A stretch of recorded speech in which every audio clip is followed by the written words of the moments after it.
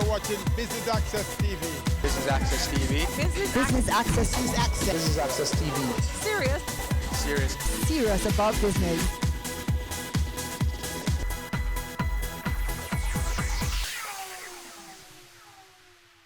Crime, corruption, and criminal justice. AmCham, the American Chamber of Commerce, is shining a light on these topics here at the Jamaica Pegasus Hotel in a luncheon that's looking at how these affect Jamaica's trade and investment potential.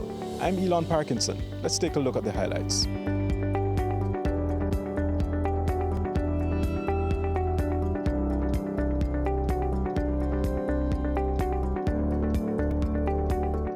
One of the things that I realize is that having these forums, it provides us with an opportunity to learn, to grow, and to improve. And all members should give your organization a round of applause. Put your hands together for it. For weeks, I was talking about business unusual. For weeks, that was the last one on the economy that you guys had. And I was in cocktail conversation sounding smarter than I am just by virtue of having been in the room. I'd like to thank everyone for coming out today. I'm going to apologize for the National Security Minister, Dr. Horace Chang. He did intend to be here, but he was called at the last minute to Parliament. I believe he has a parliamentary committee that he must be at, so they've summoned him. The numbers are important in these committees to make quorum and to participate in discussions at Gordon House, so he won't be with us today. The DPP, the Director of Public Prosecutions, Paula Llewellyn, is here. Thank you very much for being here with us today, as is Dirk Harrison, the acting head of the Corruption Prosecution Division at the Integrity Commission. Always glad to have Professor Anthony Clayton, a respected criminologist, here with us today. Jason Fraser is the country rep of the USAID. Thank you very much, and looking forward to hearing their presentations later today. At this time, I'm going to invite Alison Peart, the president of AmCham of Jamaica, to give the official welcome. Good afternoon, everybody. You know, we look so officious and so quiet.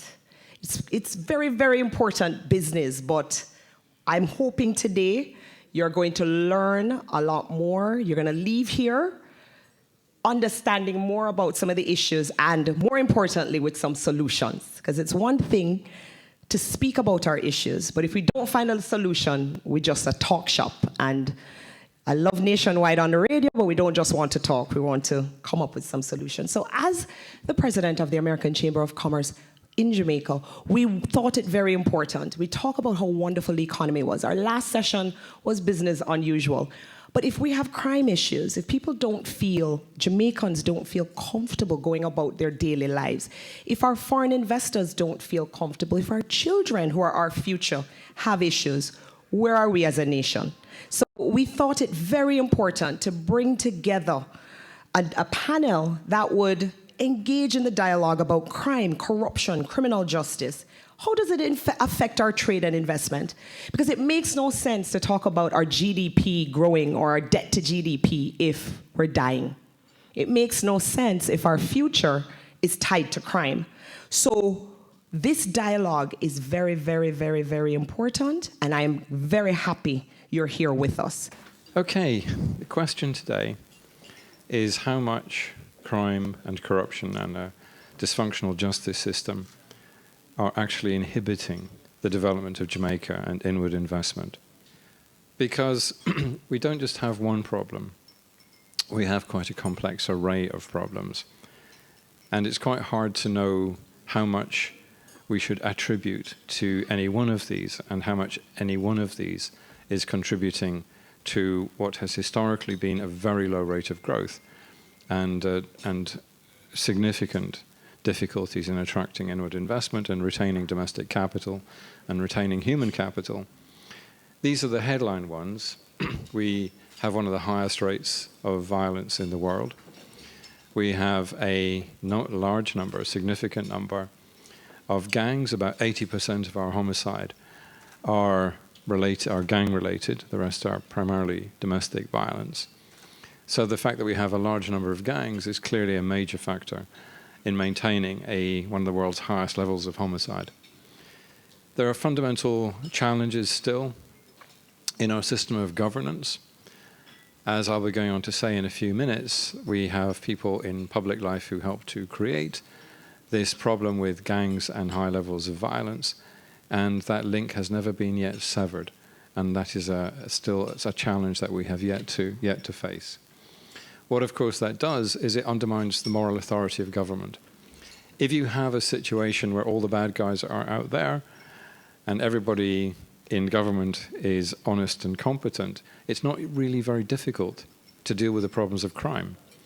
The problem is when the boundaries between the two are blurred, and when you have criminals who are getting high-level political protection. At that point, it's much, much harder to deal with the issues. Of course, what that feeds is a culture of cynicism, low trust, and that has a great deal to do with sustaining a high level of violence. In any country where you see that people do not trust the police and do not trust the justice system, they're much more likely to have recourse to violence to solve their issues and disputes. So it's partly reflecting the fact that we've still got deep weaknesses in our system of governance. But let's put this in a little context. There's only one demographic for whom violence is the leading cause of premature morbidity, which is young males, late teens, early 20s. For every other demographic, it's actually cheeseburgers that are more likely to kill you. We've got issues with, like every other country, with steeply rising rates of non-communicable diseases.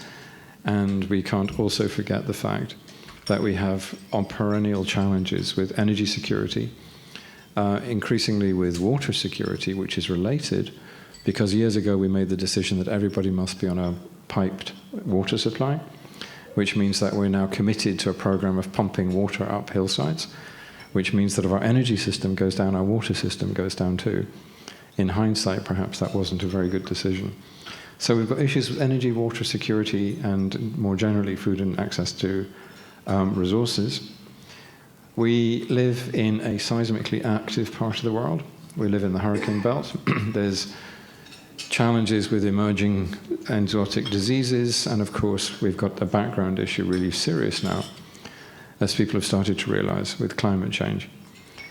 You may have heard that this summer is the hottest ever recorded in Jamaica's history. And in fact, there's now real grounds for concern that we've gone past an irrevocable point, and that we will not ever revert back to the low temperatures of the past. So this is something that we may now have to make a permanent adjustment to.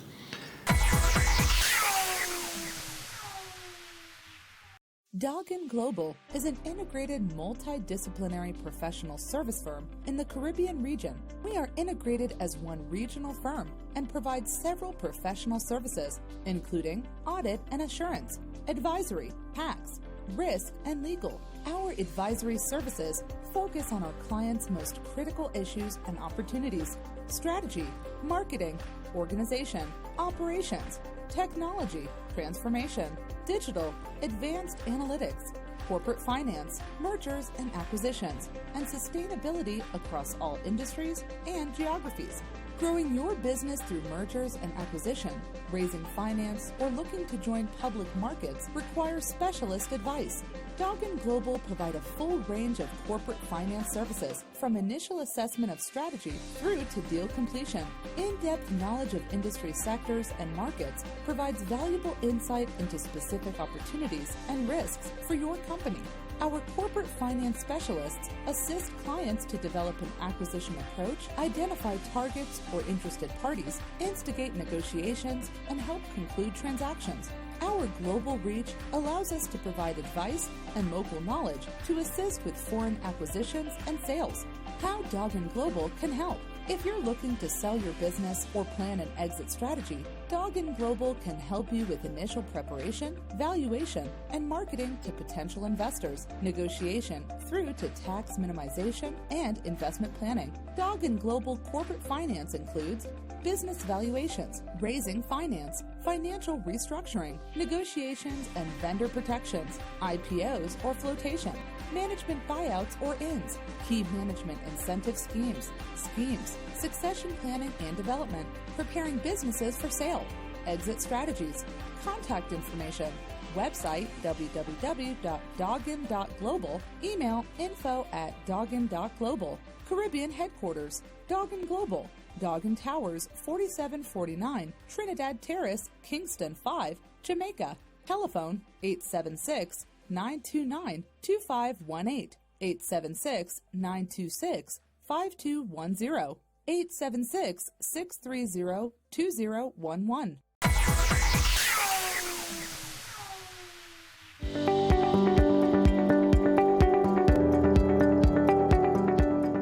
One of our highest priorities of the U.S. government in Jamaica is to work with our counterparts to interdict Jamaican and Caribbean-based transnational criminal activity, including narcotics and arms trafficking, trafficking in persons, and financial fraud targeting U.S. citizens. The U.S. government has also invested heavily in supporting anti-corruption initiatives with the civil society and Jamaican government, as well as supported improvements in the justice system. In total, the U.S. government invests about $12 million in security-related programming annually, which does not include all the various partnerships and collaborations that our various U.S. government agencies have with their counterparts. In fact, USAID Jamaica just advertised a broad agency announcement to co-design our flagship community violence prevention activity with key stakeholders such as the government, academia, and private sector. This unique co-creation approach encourages key stakeholders to co-create and deliver the services that are vital to prevent youth crime and violence at the community level. Law enforcement and criminal justice are important to controlling crime, as we all know, and corruption. But we also have to address the underlying social challenges that both cause and contribute to crime. Within the broad range of U.S. cooperation on crime, and this is where USAID comes in, we partner with the government and civil society on a range of programs to address the root causes of crime in Jamaica. So in the area of community safety and security, and building upon past successes with community-based policing, USAID focuses on the strengthening of community-based and civil society organizations, the promotion of community-driven activities, the development of long-term champions of a culture of lawfulness, and the enhancement of ministries, departments, and agencies of the state to be more community-oriented institutions. In this way, we believe that we contribute to building safer communities, strengthening social cohesion, and improving civic engagement participation. USAID also works with holistic youth-friendly approaches that aims to assist at-risk youth in becoming active citizens through the engagement of different social, educational, behavioral, and recreational activities. This approach includes three main areas regarding youth involved in criminality: prevention, intervention, and rehabilitation, including diversion activities as alternatives to traditional incarceration for first-time offenders. Youth also develop skills through educational programs which introduce them to fundamental concepts in business, economics, individual accountability, and entrepreneurship. USAID expects that life skills and technical training will increase opportunities for at-risk youth to work within the legitimate economy, thereby reducing the likelihood of involvement in gang and criminal activity. In Jamaica, relationships with key public sector, private sector, and donor agency partners are being leveraged to create programs to build skills and to identify work options for youth. USAID also works in the youth remandee centers, which includes case management follow-up to facilitate at-risk youth acquiring job and education opportunities when they are released. In the area of corruption, the Combating Corruption in Jamaica project has not only built public demand for more effective action against corruption through awareness campaigns, but has also provided training to government and civil society partners to build capacity and increase advocacy. The project is expected to have an impact on the nation's capacity and the ability to effectively control instances of and attitudes towards corruption in general and political corruption in particular. So what's the role of the private sector in addressing the root causes? That's why we're all here today. Many of you are representing private sector organizations. How can the private sector be a key partner in addressing some of these root causes? Obviously, many of you are part of the community, and so you have an interest. Your companies are often affected by the high rates of crime and corruption. So it's important that government, international partners who support government, NGOs, and the private sector work together to address these issues. We've all been to various forums on issues surrounding crime in Jamaica. I think the private sector here needs to continue to ask itself what it is doing to address the issue. Clearly, advocacy is important to press for resources, accountability, and support in combating crime.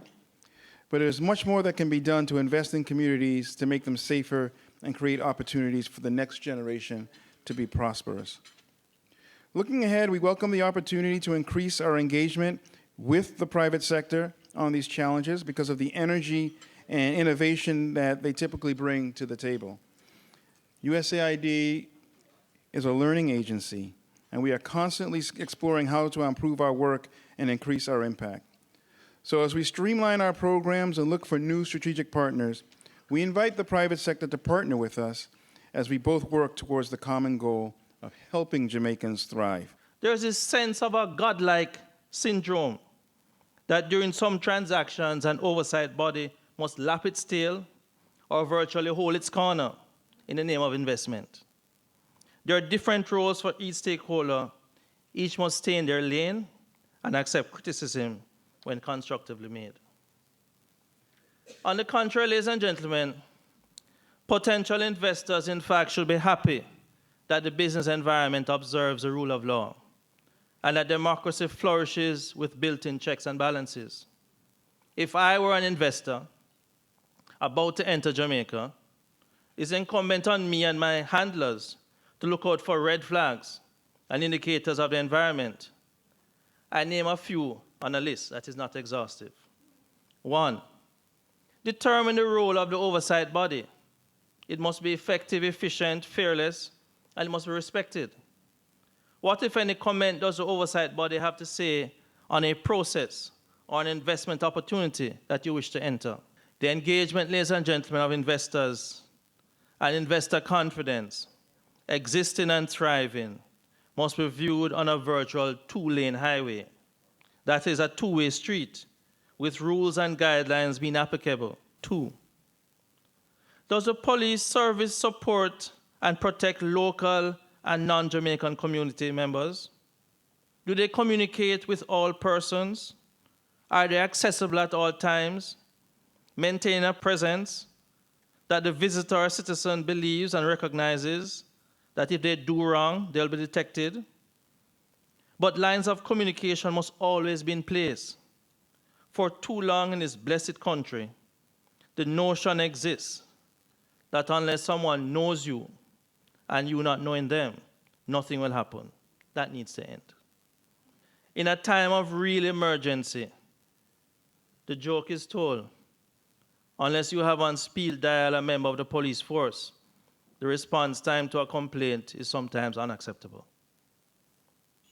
Another thing that I would think an investor would look for, there must be a criminal justice system that is efficient and effective, and we must congratulate the learned Chief Justice for the renaissance and the role of the DPP's office in the renaissance that is taking place now. But we must also have financial services, a banking system, healthcare facilities. They must be adequate, to name a few components. Importantly, ladies and gentlemen, on Jamaica's stock exchange record, Michael Reagan, writing in Bloomberg Business Week, January 18, 2019, states the Jamaican Stock Exchange is the world's best performing. Its outperformance over the past 5 years is even more striking.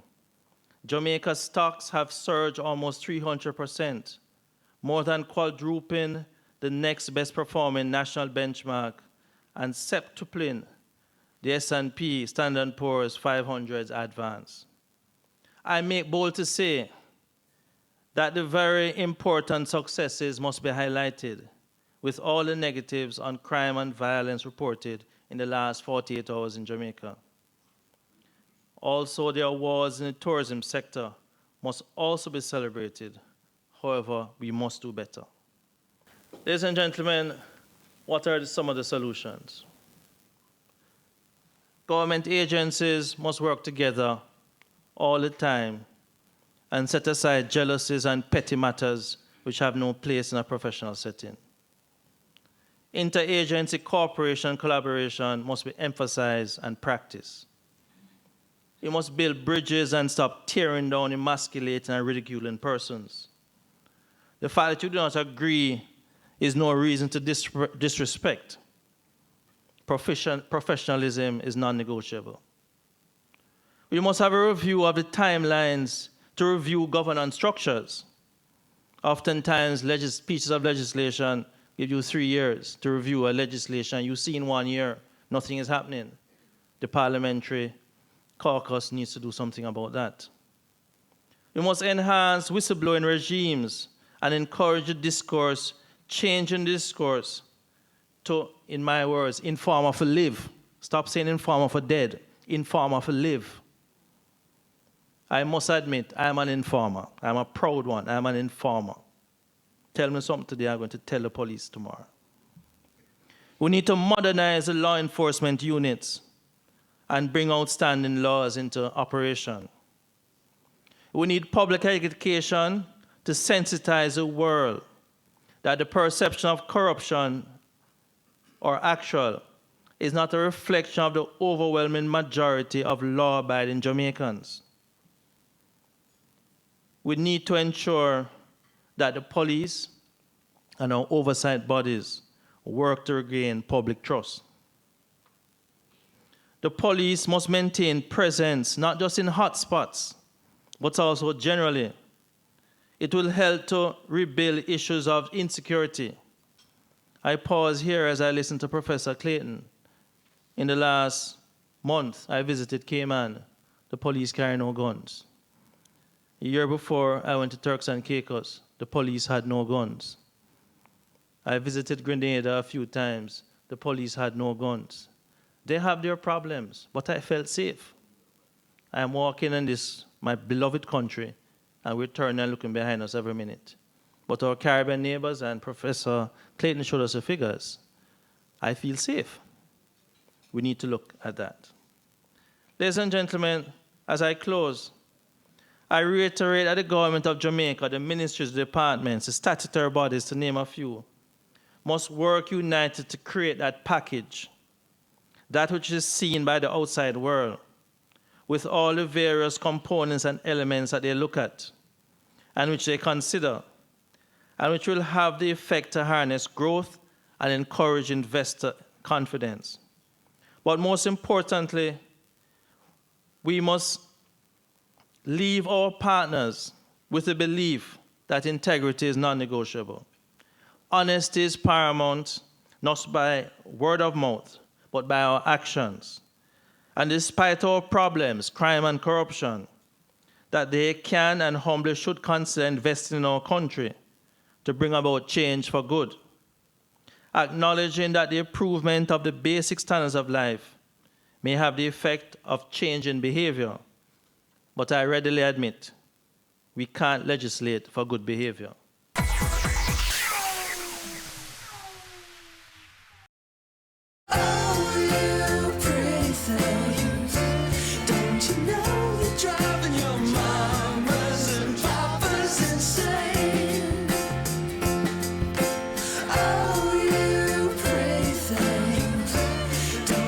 Great design is not only how things look, but also how well they work. Let me make GLC, more than meets the eye. Have you seen it? It's BATV Live. Live streams of business news weekdays at 7:30 p.m. Stay on point Thursdays at 8 p.m. with our Business Current Affairs show and Weekend Business Report Saturdays at 7:30 p.m. wherever you are. Log on to our Facebook page at Business Access TV or visit our website at batvja.com. Live and at your fingertips. Business Access TV.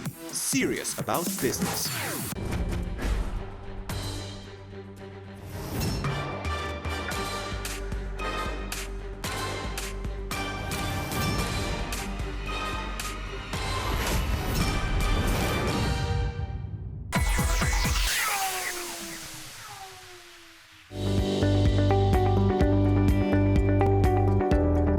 In respect of what it takes to inspire confidence, I'm a plain speaker, and I will say, I believe that what is happening in our country, education is the key.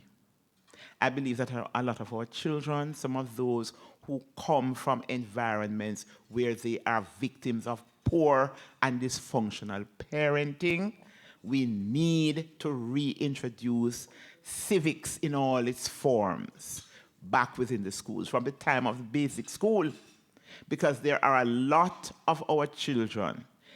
People complain that, okay, are the schools not doing enough? But they may go to school, the teachers try their best, and they go back into an environment that is like a black hole of nothingness, because there's no value system, no values, positive values and attitudes. And yet if you take that child and you put that child in another environment, you have intervention, positive intervention, you would be surprised to see the beautiful diamond coming from the rough. So I'm really a big believer in education. Now, another pet peeve of mine is that, and I prosecute police officers, I do not subscribe to the throwing the baby with the bathwater approach. Everybody knows their functions best.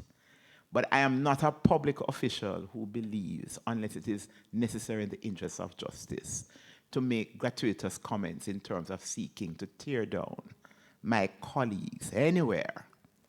And I am not into using speculation to put out there to join the call for crucify him, crucify her in the public domain, where you have the court of public opinion demanding, just like the little old ladies who were knitting at the time in The Tale of Two Cities and saying for the noblemen, chop off their heads.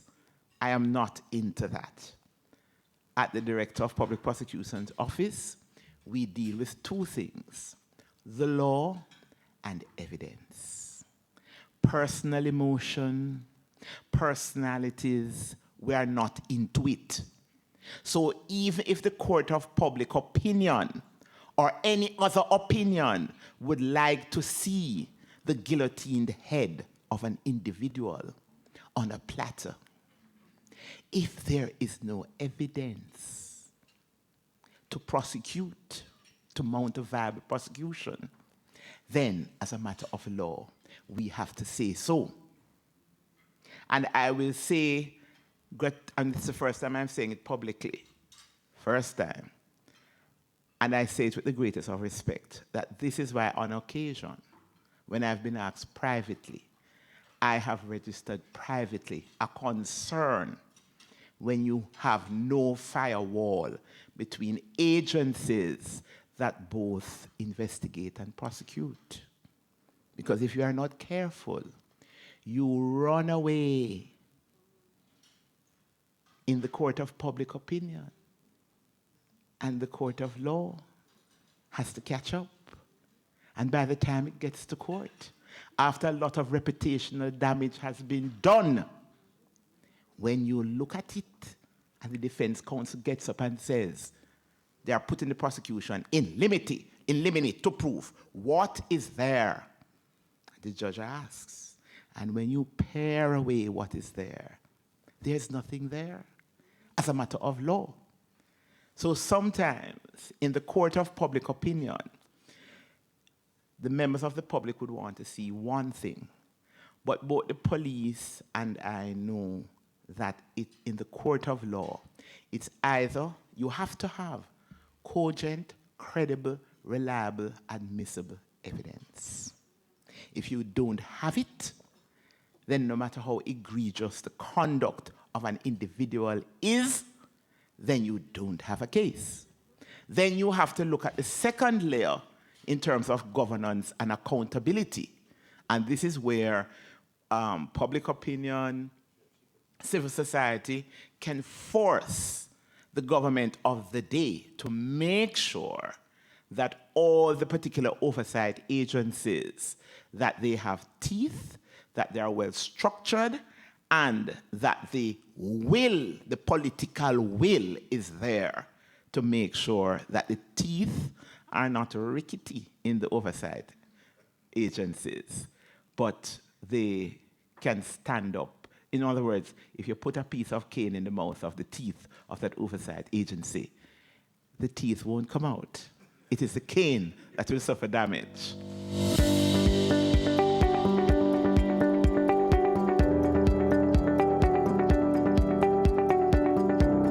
Riveting perspectives and indeed sobering statistics coming from the AmCham empaneled team here at the Jamaica Pegasus Hotel. You're watching Business Access TV, serious about business.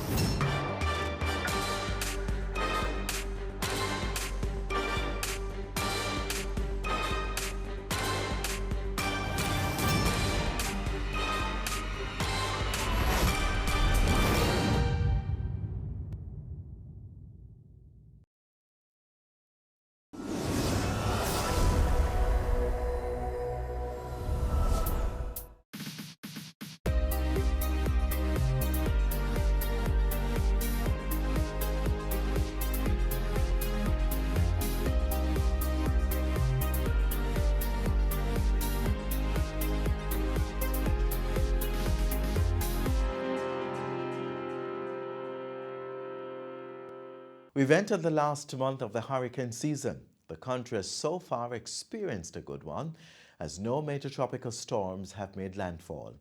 But it's never too late for a shower of rain, so continue to be prepared.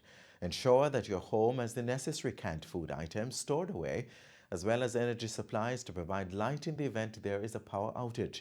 If you need to know the nearest hurricane shelter to your home, call the Office of Disaster Preparedness and Emergency Management, OPEM, at 876-906-9674. Hi there, I'm Adrian Atkinson, and this is Jamaica Magazine. It unfolds right now.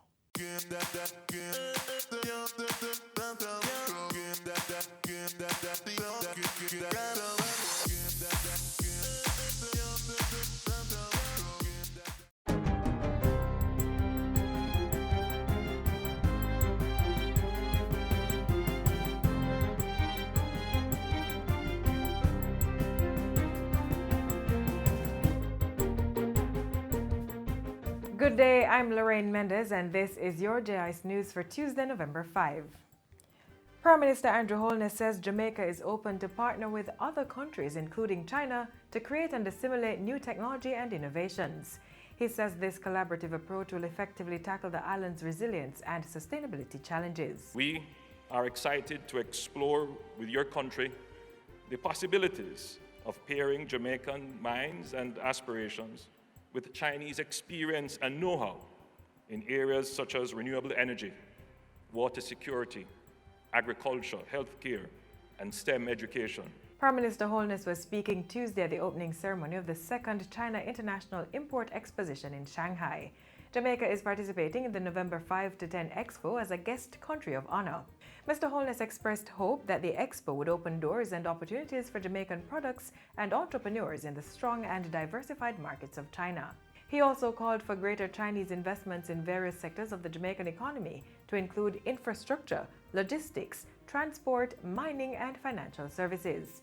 The country currently benefits from 16 registered Chinese companies, which are pumping $3 billion into the Jamaican economy. Jamaica is open for your business.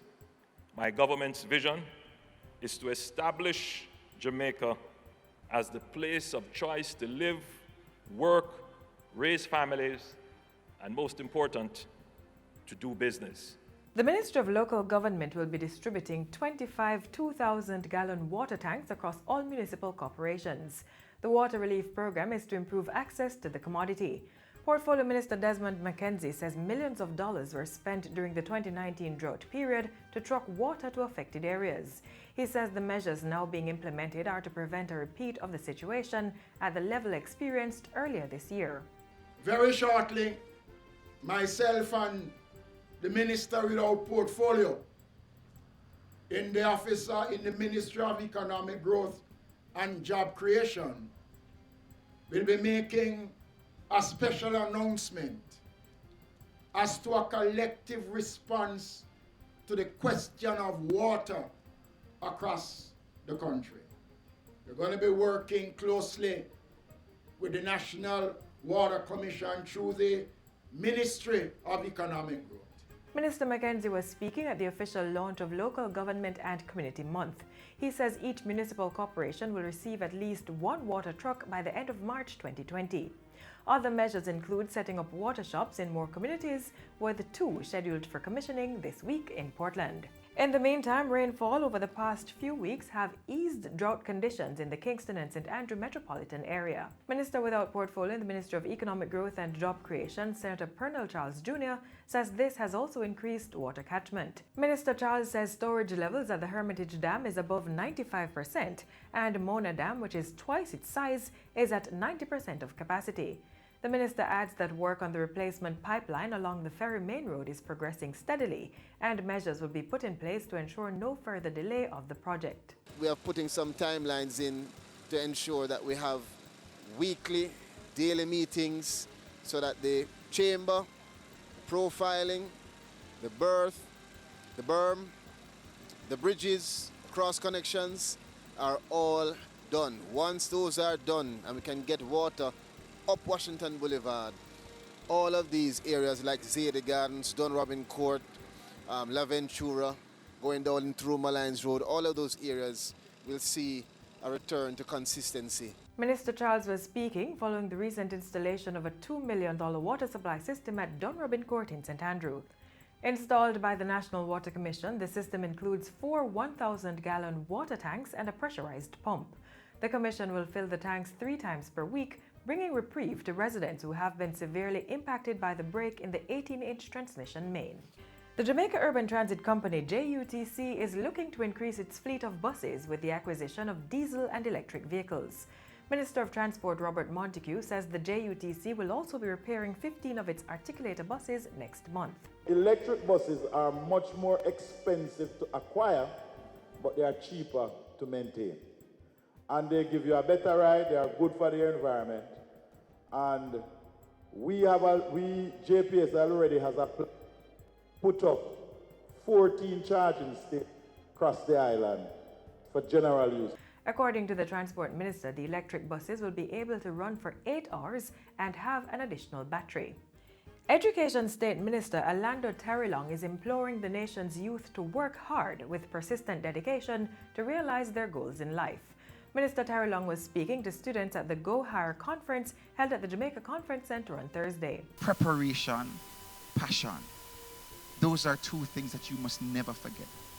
Have a passion for what you want to do in life and make sure that you are prepared to do every single thing you need to do to get to where you want to in life. The Go Higher conference, which is in its 2nd year, was organized by the Jamaica Tertiary Education Commission.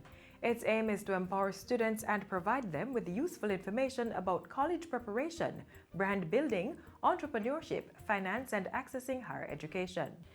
And finally, Director of the HOPE program, Colonel Martin Rickman, is reiterating his appeal for more public and private sector entities to offer internship opportunities to HOPE participants. Even if it is just one young person that you can take into your doors, that we can pay a stipend whilst we're training them on the job, even if it is one. If every company in Jamaica were to do 1 or 2 or 3, just a few, we can reach to many more of our unattached youth in Jamaica to help them to be better. Colonel Rickman was speaking at Friday's graduation ceremony for 14 windscreen wipers. Participants are part of a 3-week windscreen wiper intervention initiative facilitated by the Heart Trust NTA, the National Service Corps, HOPE program, the Jamaica Constabulary Force, and the private sector. They were exposed to sessions on civics, conflict management, family life management, and career development. This is only but a stepping stone for each of these young men. This is, let's call it the first step. I don't think it is, but this is a first step in their successful futures. Each and every one of these young men, I'm confident, are going to do well in life. And that's it for JIS News today. I'm Lorraine Mendez. Thanks for watching.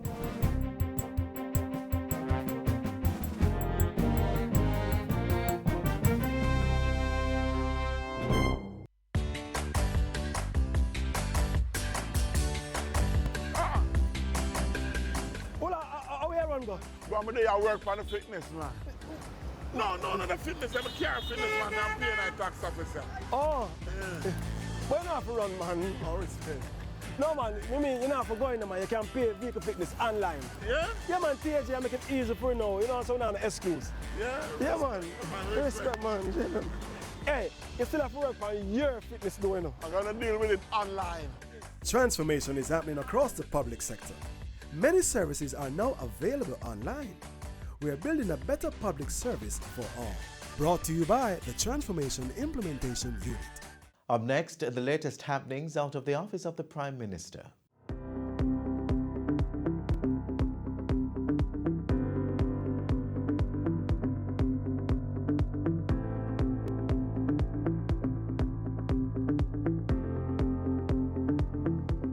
National Security Council considers 2 new pieces of legislation. Debate begins on Heart Trust merger bill and fire victims get keys to new home. You're watching Jamaica House Weekly. I'm Anthony Morgan. Prime Minister Andrew Holness is currently on an 8-day official working visit in the People's Republic of China. He left the island Friday with a delegation consisting of Industry and Commerce Minister Audley Shaw and Minister of Foreign Affairs Kamina Johnson-Smith. On his arrival Sunday, Mr. Holness met with members of the Jamaican diaspora in the country. He's tapped to make stops in 4 key Chinese cities where he will be holding bilateral talks with President Xi Jinping, municipal leaders, as well as other public and private sector officials. Prime Minister Holness will also be addressing and touring the China International Import Exposition. While in the Asian country, he is to get a first-hand view of China's shipping and logistics operations and will visit several historical sites. Mr. Holness will return to the island on November 10. Until then, National Security Minister Dr. Horace Chang is in charge of the government. Before his departure, the Prime Minister was in Western St. Andrew Friday to hand over keys to a rehabilitated 5-bedroom home for fire victims. On July 9, a 1-year-old died, while 14 children and 11 adults were left homeless after fire destroyed their home along Bay Farm Road. A new dwelling was built for them at a cost of $8.01 million under the housing component of the HOPE program. Mr. Holness says the $1 billion HOPE initiative will address the housing needs of the poorest among us. It is distributed island-wide, and each member of parliament has been given 5 housing solutions, so they can, based upon their demand and in consultation with the HOPE Secretariat, determine each year 5 housing problems that they have that they need to solve, and they can use the resources. Prime Minister Andrew Holness has called for greater parental supervision and protection of children from preventable catastrophic events such as fires. He made the call following Friday's deadly fire, which claimed the lives of 2 young boys and injured 2 small girls at Paradise in Norwood St. James. Mr. Holness expressed deep sadness at the tragedy and urged parents to meet their obligation of ensuring the safety and protection of their children. Following a meeting of the National Security Council on Thursday, the Prime Minister announced that the Constabulary and the Defence Forces would beef up security for the Christmas period. The security operation will see the deployment of 400 personnel to tackle the challenge of dons, guns and gangs. During the meeting, Mr. Holness was updated on the advances made in several crime-fighting legislation, the 33 convictions secured by MOCA, and the potential impact of ongoing civil unrest in Haiti. Later Thursday, the Prime Minister also received an update on plans to build a new Parliament building at National Hero Circle. The meeting involved the board and management of project managers, the Urban Development Corporation, as well as architects, design collaborative architects and town planners. The team had the winning design in the Houses of Parliament competition with their mock-up out of many won people. A day earlier, Mr. Holness was meeting with a delegation from the Office of Utilities Regulation and the Jamaica Social Investment Fund. Those discussions centered on projects that are aimed at improving the lives of the Jamaican people. This is truly a great tragedy. It saddens me deeply, and I'm certain that the teaching staff and the school community generally is very saddened by this, and we want to extend to Benjamin's parents our deepest sympathies. Prime Minister Andrew Holness, during Tuesday's visit to Clancarthy Primary School, where 7-year-old Benjamin Bear was killed by a runaway garbage truck the day before. Mr. Holness instructed the Ministry of Education to launch a probe into the freak accident.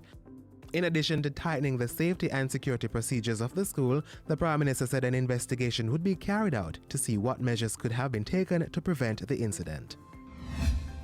Prime Minister Andrew Holness was in Parliament on Tuesday to open the debate on amendments to the Human Employment and Resource Training HEART Act 2019.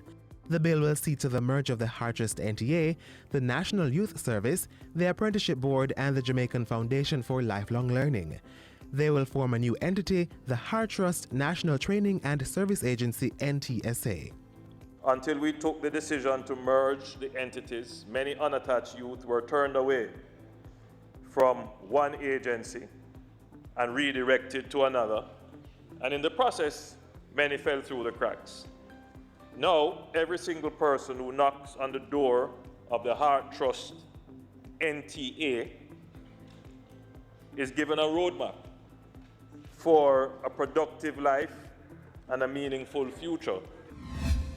And during a question and answer segment in Parliament Tuesday, Mr. Holness said 2 pieces of legislation were being developed to give permanence to the National Security Council. They are the National Security Council Act and the National Intelligence Act. He said the acts would allow government and opposition the chance to discuss sensitive issues of national security through the Internal and External Affairs Committee of Parliament. Back at Jamaica House, the Prime Minister received books from young writer Canton Hardy and chef Wenford Simpson. And that's how we close out Jamaica House Weekly. Be sure to join us next time for more of the news stories coming out of the Office of the Prime Minister.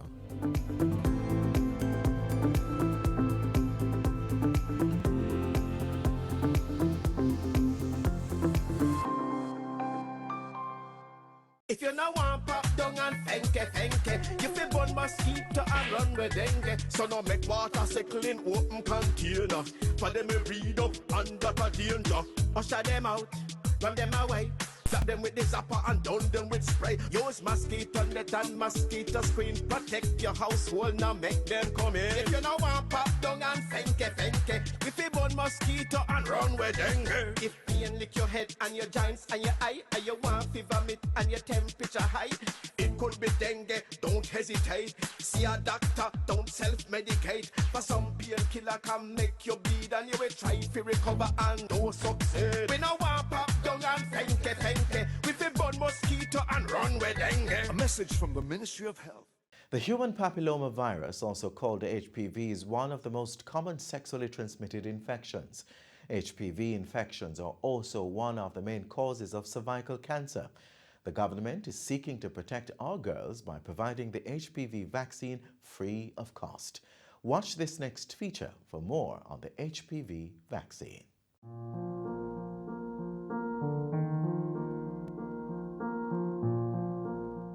Globally, cervical cancer is the second most common type of cancer in women, with over 85% occurring in developing countries.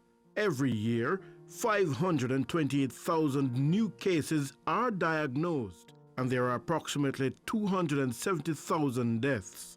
By 2050, without any intervention, the number of diagnosed cases of cervical cancer is expected to increase to 1 million per year, with approximately 90% of the deaths occurring in developing countries like ours.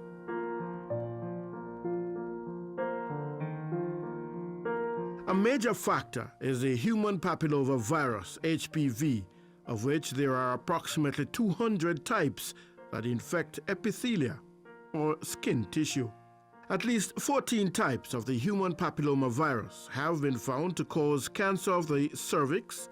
Types 16 and 18 are responsible for 70% of cancers of the cervix, which is the second leading cause of cancer-related deaths in Jamaica. The virus can be transmitted through skin-to-skin contact, from mother to child at birth.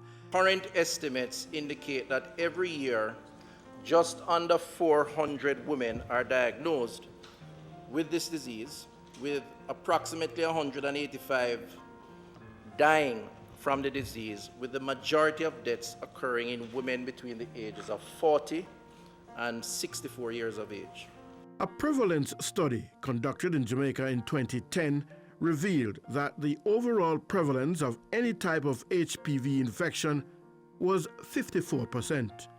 Cancer-causing HPV types were detected in 34.9% of the women, and HPV types 16 and 18 were found in 10.5% of the general population and in 71% of women with abnormal pap smears. This reality has prompted the Jamaican government to take the initiative to prevent cervical cancer through the introduction of the bivalent human papilloma virus HPV vaccine. The World Health Organization, WHO, recommends that HPV vaccines be included in national immunization programs as a core strategy for primary prevention against cervical cancer. WHO states, Mr. Speaker, that HPV vaccination for girls ages 9 to 14 years is the most cost-effective public health measure against this disease. More than 70 countries around the world, including more than 20 countries in Latin America and the Caribbean, have already introduced the vaccine. Several studies and monitoring by the World Health Organization, WHO Global Advisory Committee on Vaccine Safety, proved that HPV vaccination is safe and works extremely well, decreasing the number of HPV infections and related precancers.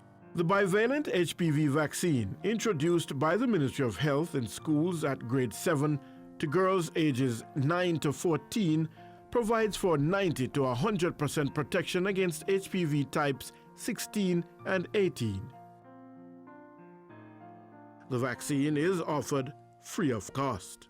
Bear in mind too, by the way, the cost to administer one of these vaccines, for us, the cost is somewhere in the region of $7-8 US. If you go into the private sector, you're looking at anywhere from $11,000 to $15,000. So it's not inexpensive. This vaccine is not mandatory, and beneficiaries received opt-out forms for parents and guardians to give or refuse permission for their girl child to receive the vaccine. We can take it that the indication, if anything, is that they want this. They identify with this. I remember one girl indicated that her mother actually called her aunt, who is a nurse, for advice. So that spells good. It says that persons are prepared to consult, get information, and then make informed decisions. And so that is going well. Approximately 22,500 girls were targeted for the vaccine's introduction in 2017, with each girl needing 2 doses given 6 months apart for full protection. Generally speaking, the process has gone smoothly. The school-based strategy for implementation seeks to facilitate greater access to the targeted population.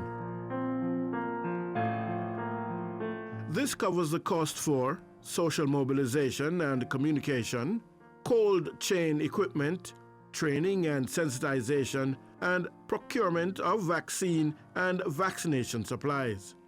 And this disease prevention strategy will save the government millions. The Ministry of Health estimated that annual cost for the program after introduction will be 73.3 million Jamaican dollars. In Jamaica, the estimated cost is of the just under 400 cases annually, Mr. Speaker, is some $274 million.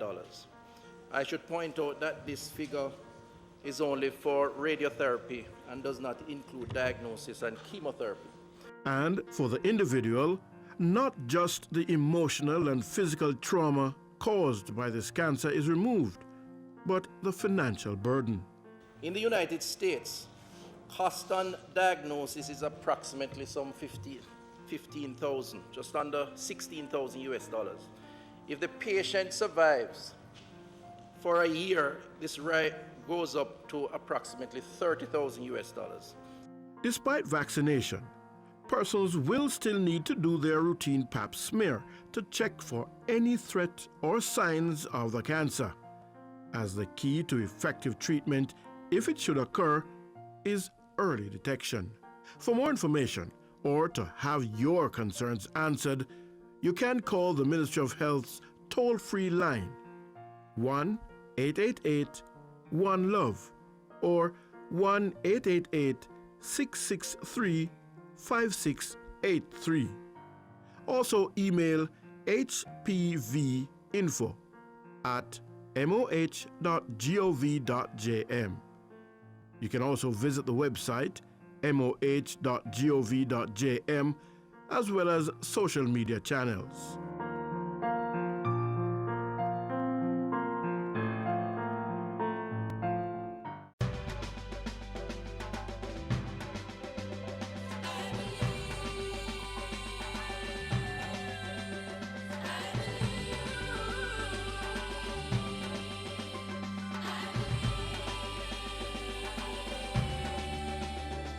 In spite of all our differences, along with all our problems, I believe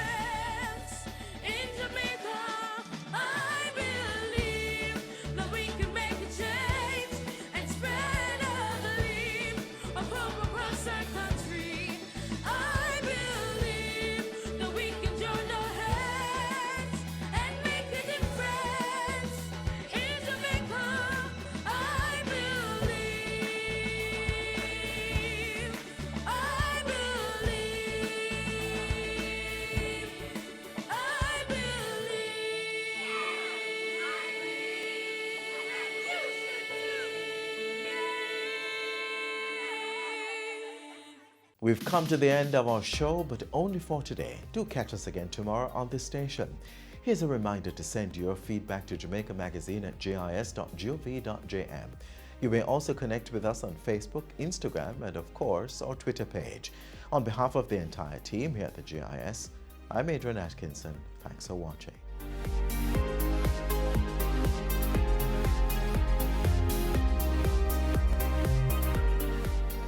This has been a production of the Jamaica Information Service, the voice of Jamaica.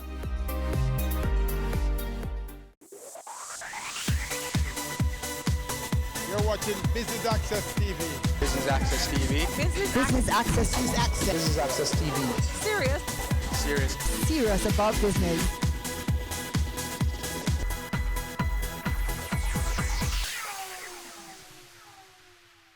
The Jamaica Stock Exchange celebrates 50 years of adding value to the Jamaican economy to personal and corporate investment portfolios. Tonight, the Stock Exchange looks back from 1969 to 2019, where it has been hailed the world's leading stock exchange. I'm Elon Parkinson. This is Business Access TV, serious about business.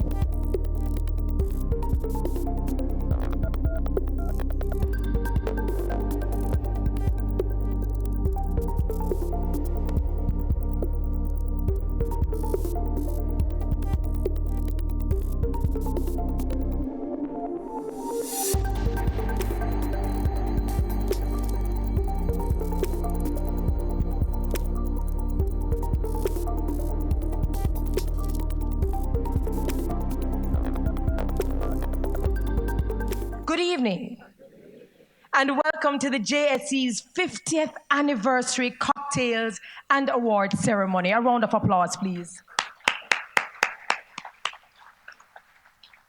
My name is Terry Carell Reed, and I stand here honored to be your MC for this evening for a number of reasons. Number one, for any company, whether domestic or international, to achieve 50 years is an indication of the stewardship, the vision, the innovation, and the adaptation throughout the years. Do you agree? It is also a reflection of the persons who stand behind the brand or the company. Those persons are the staff, the companies that listed, brokers, and of course, investors.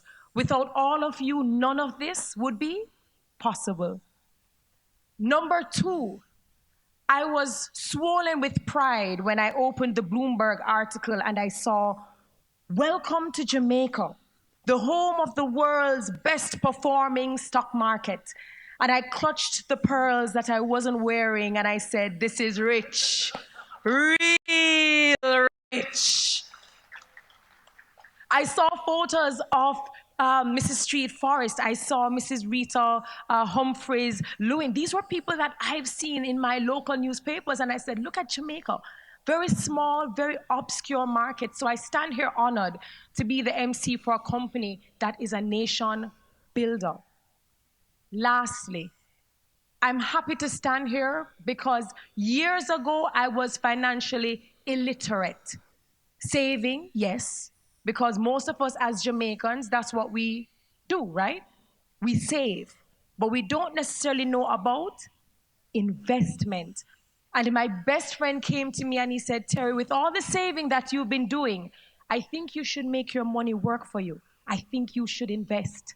And I said, "But no, investment is for rich people, money people," which I'm not. But I'm grateful for my broker, Ryan Strong, who introduced me to the Jamaica Stock Exchange, introduced me to companies listed, and now I stand here with a portfolio that has moved from being very, very, very, very conservative to being moderately risky. And on my daughter's 7th birthday, I awarded her, I should say, I gifted her her own portfolio. So you see, thank you very much. So I stand here not just as your MC for this evening, but I stand here as a very proud Jamaican. I stand here as a shareholder, and I stand here as an empowered citizen, changing the way my generation will think when it comes to handling and investing money. So thank you so very much for being here. We have a fantastic evening lined up for you. It's with a sense of pride nostalgia, and eager anticipation that I welcome you here this evening. As I contemplated my welcome to you, the single most important element of our journey, that's the 50th journey, that resonates with me is that since 1968, we have come this far through teamwork, perseverance, and a deep understanding of our mission. I believe it is an understanding rooted in the fact that the exchange's success is not singularly for shareholders, the government, or the financial community, but for the entire Jamaica. I did not have to go very far to find a poem, a quotable quote, or the words of some famous author to communicate what has been our reason for being for over these 50 years. As our jingle that one hears when you call the stock exchange says it all. 50 years of practicing transparency, integrity, and efficiency to protect and advance stakeholders' welfare, the Jamaica Stock Exchange. I know many people are familiar with that jingle. JSE for you and me, benefit from listing and investing, Jamaica Stock Exchange. This is a call that we have been making over the years to encourage investors, to encourage companies, to encourage Jamaica to see the stock exchange as the vehicle for wealth creation. It is through these principles and the rallying cry that we have weathered the storm and embraced the victories of being resolute and militant and becoming the Jamaica Stock Exchange triumphant in accomplishments, especially that of being named the best performing exchange globally for 2015 and 2018.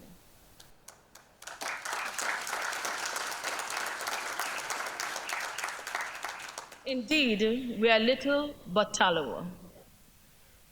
A journey of 50 years is a blessing.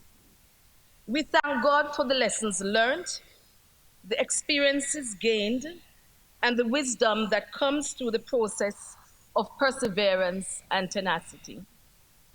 From a paper-covered meeting table at the Bank of Jamaica to an efficient computer-based network system that is linked into an electronic trading platform where transactions are automatically matched and settlements are processed in a paperless environment. And to our credit, we did that before the New York Stock Exchange.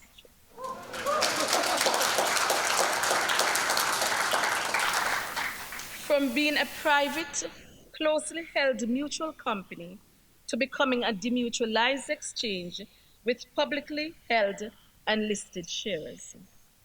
We have consistently made progress, and our highest points were when we demutualized and listed our shares on April 1, 2008 and July 23, 2013, respectively, and when we launched the junior market on April 1, 2009. I pause for that because I think it was a signal moment.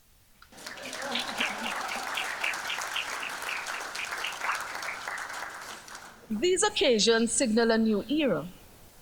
In the case of demutualization, we separated the regulatory arm of the exchange from the commercial functions so as to eliminate any perception of conflict of interest and to ensure a fair, orderly, and transparent market for shares and other securities traded on the market. This has brought a high degree of confidence to the market. In listing our shares on the exchange, we expanded our ownership base and subjected ourselves to the same rules and regulations governing other listed companies. And that was hard, because some of the times when you are regulating, you don't know how hard it is until you actually start doing it yourself. Finally, in launching the junior market, we provided greater access to capital, which encouraged and expanded investor base. These experiences have strengthened our core. The progress we have made was not achieved without setbacks and challenges, and the path we have clearly charted over the years for further expansion of the capital market locally, regionally, and globally is oftentimes slow and painful. However, our pledge to you going forward is that we will continue to seek out and deliver market opportunities in a deliberate and constructive manner, exercising good judgment as we seek to expand our markets. In the words of Coffee, I told you we are young. Gratitude is a must.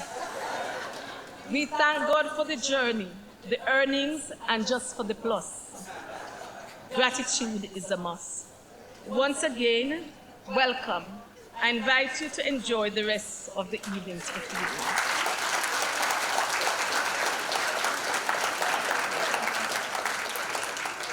Thank you so very much for having us. And of course, gratitude is a must. A journey of 50 years for the Jamaica Stock Exchange. When we come back, the awards.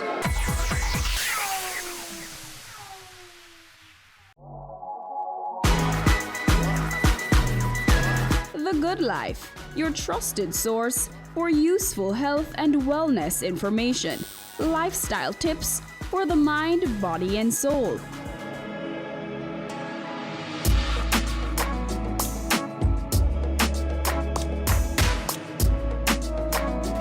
Tune in Tuesdays at 8:30 p.m. on Business Access TV.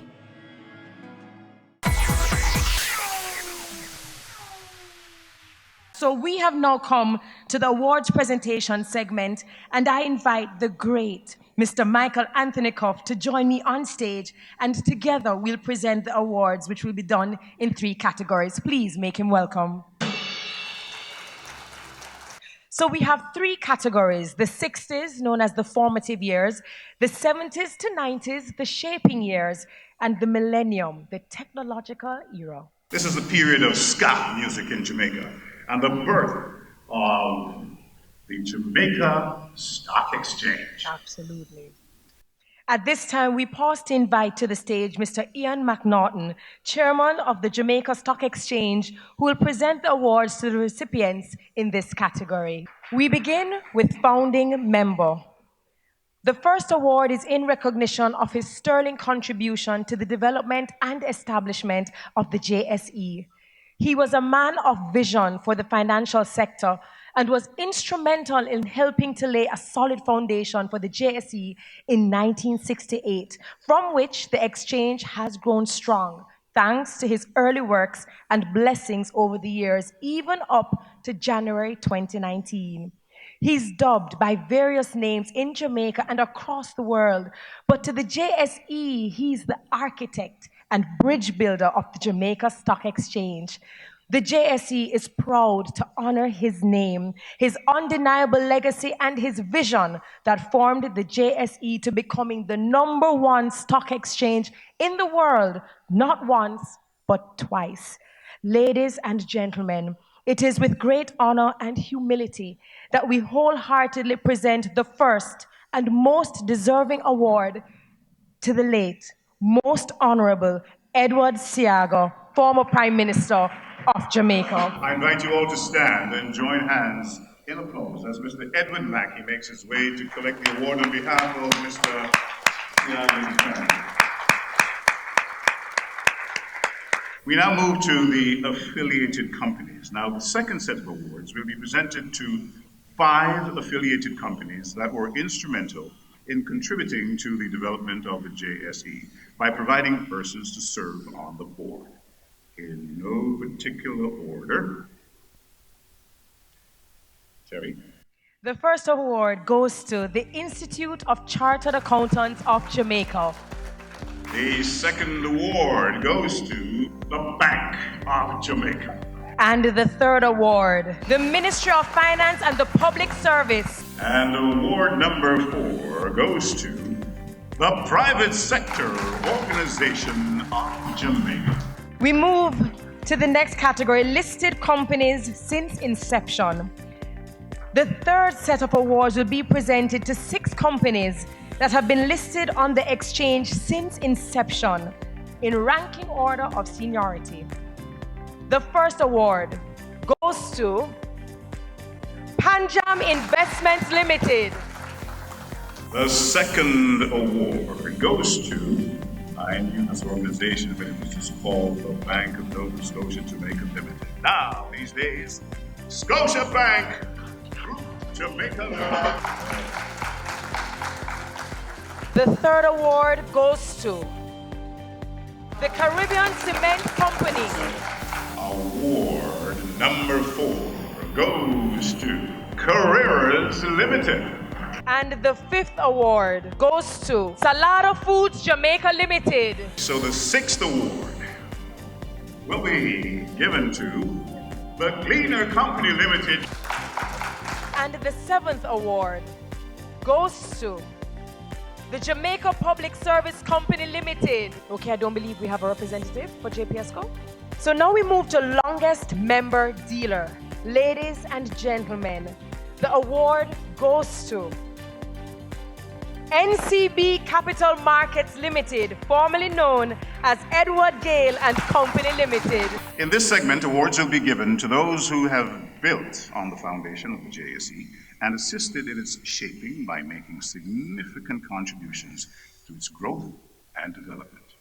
Now, the first award goes to a remarkable woman who is the first and only female chairperson of a stock exchange in the Caribbean. She's also the longest-serving chairperson of the JSE, leading the Jamaica Stock Exchange in this capacity from 1984 to 1986, and again from 1995 to 2000.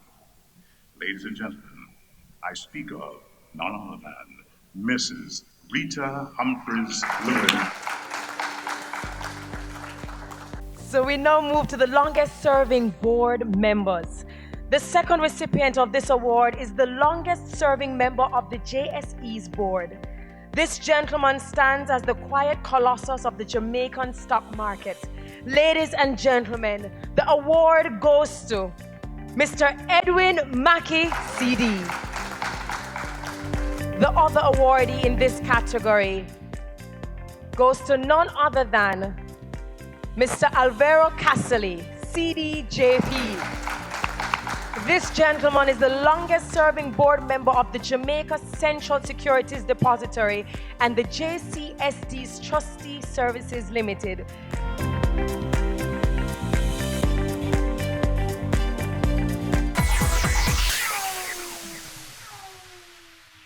Have you seen it? It's BATV Live. Live streams of business news weekdays at 7:30 p.m. Stay on point Thursdays at 8 p.m. with our Business Current Affairs show and Weekend Business Report Saturdays at 7:30 p.m. wherever you are. Log on to our Facebook page at Business Access TV or visit our website at batvja.com. Live and at your fingertips. Business Access TV. Serious about business.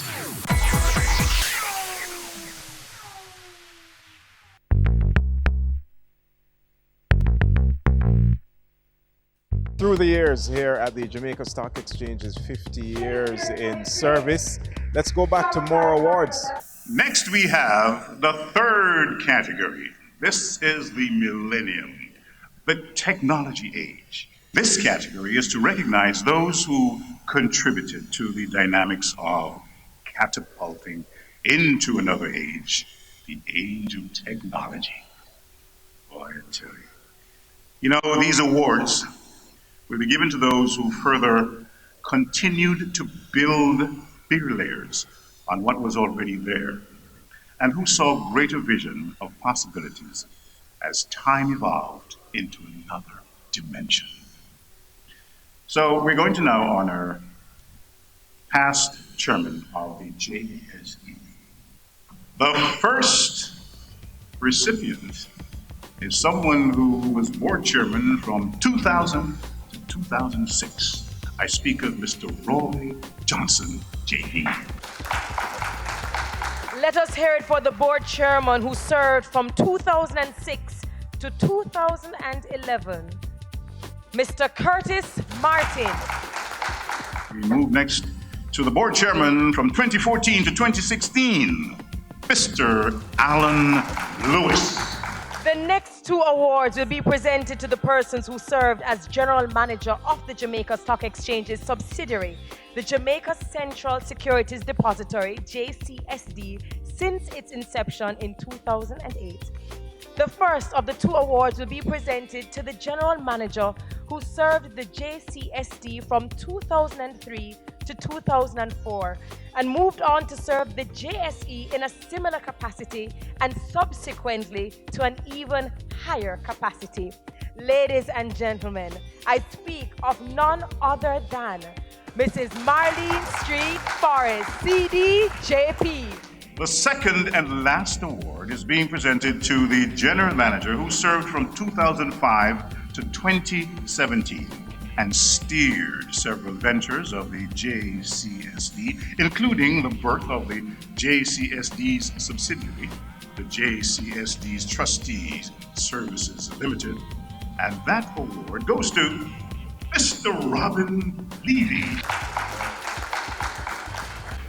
This segment of awards is for those dubbed the architects of the junior market. They helped to carve and mold the ins and outs of the junior market, and it would not be possible for the junior market to be established without them. In recognition of your sterling contribution to the development of the JSE's junior market, we recognize this gentleman, the Honorable Audley Shaw. The first company to be listed on the junior market of the Jamaica Stock Exchange is Access Financial Services Limited. Congratulations. We also have to recognize Senator Don Webby, who was instrumental in lobbying the government for the tax incentives. Mr. Stephen Whittingham, a board member of the JSC, will collect the award on behalf of Mr. Webby. We now recognize the steering committee of the junior market, beginning with Mr. Leo Williams. We'll move to another Williams, Mr. Christopher Williams. He is followed by Miss Judith Ramlogan. And last but not least, recognizing the members of the steering committee of the junior market, Mrs. Marlene Street Forrest. Looking back to outstanding achievements by former general managers and chairpersons of the Jamaica Stock Exchange. Coming up next, the employees.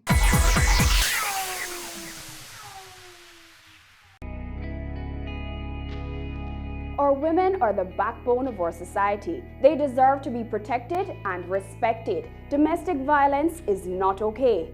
Speak up and speak out. No more violence against women.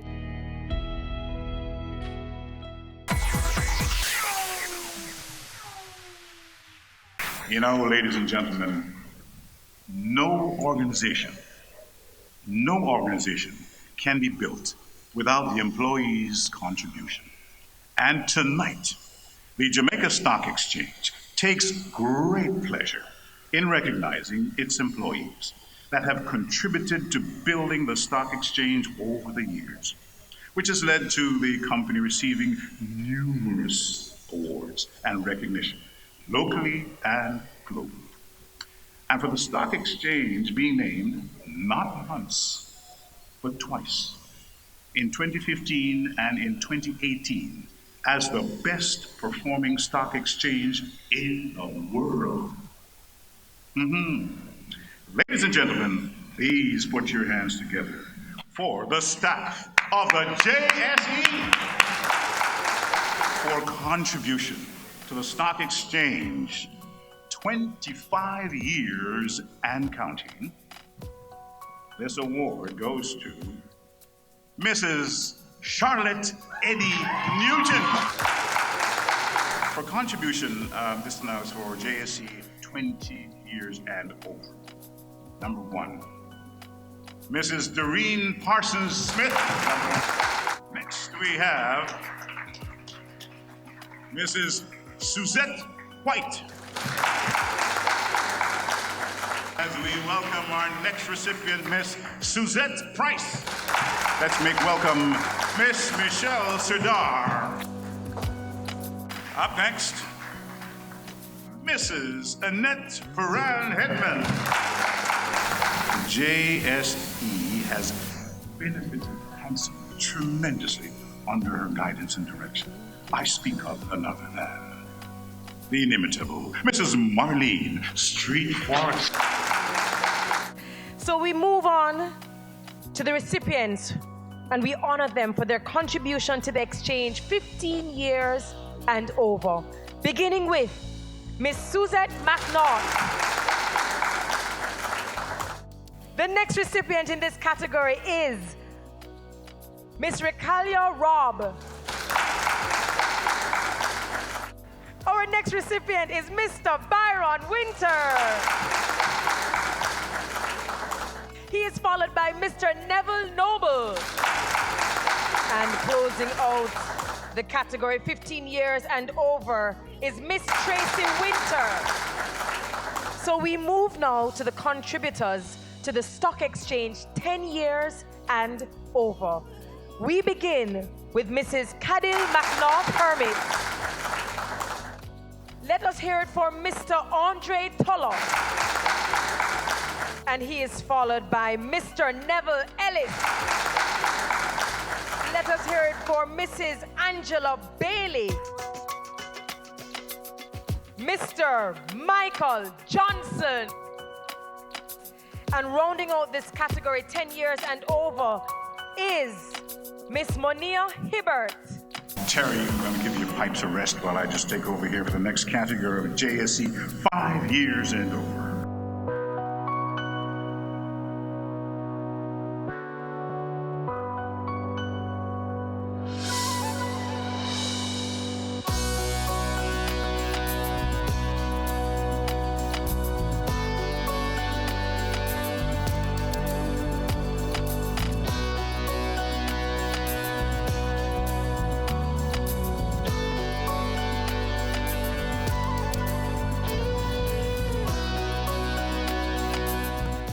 Please put your hands together one more time for the staff of the world-class Jamaica Stock Exchange. Ladies and gentlemen, this brings us to the end of your award ceremony. On behalf of Sir Michael Anthony Cuff and myself, congratulations on 50 years. We wish to see you do 100 and 100 and 100 more, and certainly keep on knocking down those barriers. And I would love to keep on reading about our stock market doing and being the best. So ladies and gentlemen, thank you for your company. Thank you for your time.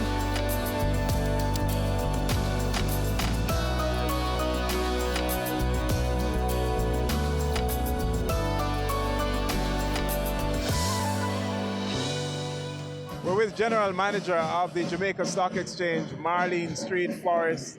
Indeed, an illustrious career, certainly with the Jamaica Stock Exchange, taking it to higher heights and global recognition. Your thoughts on the JSE at 50? Well, the JSE at 50, we have come a far way, we're a long way. And you know, what we have done is we are in the digital age.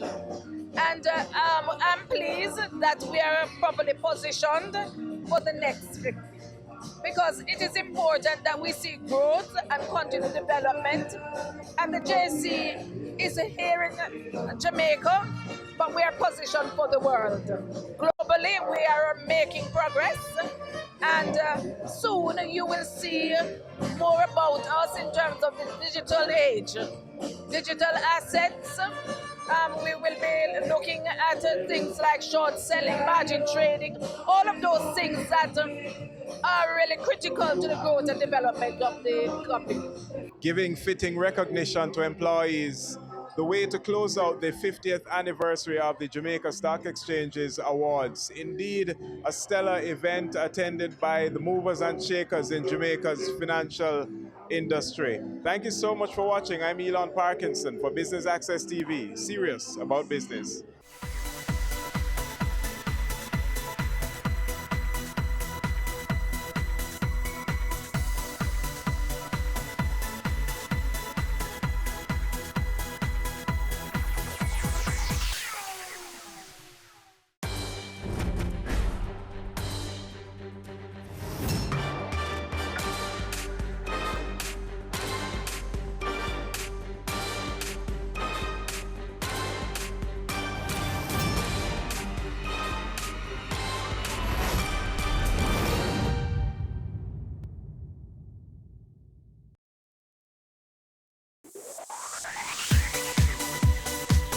You're watching Business Access TV. Business Access TV. Business Access. Business Access TV. Serious. Serious. Serious about business.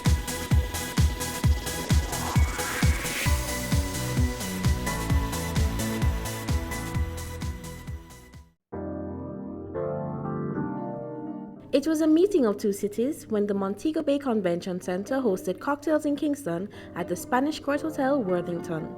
Business Access TV was there to share in the moment.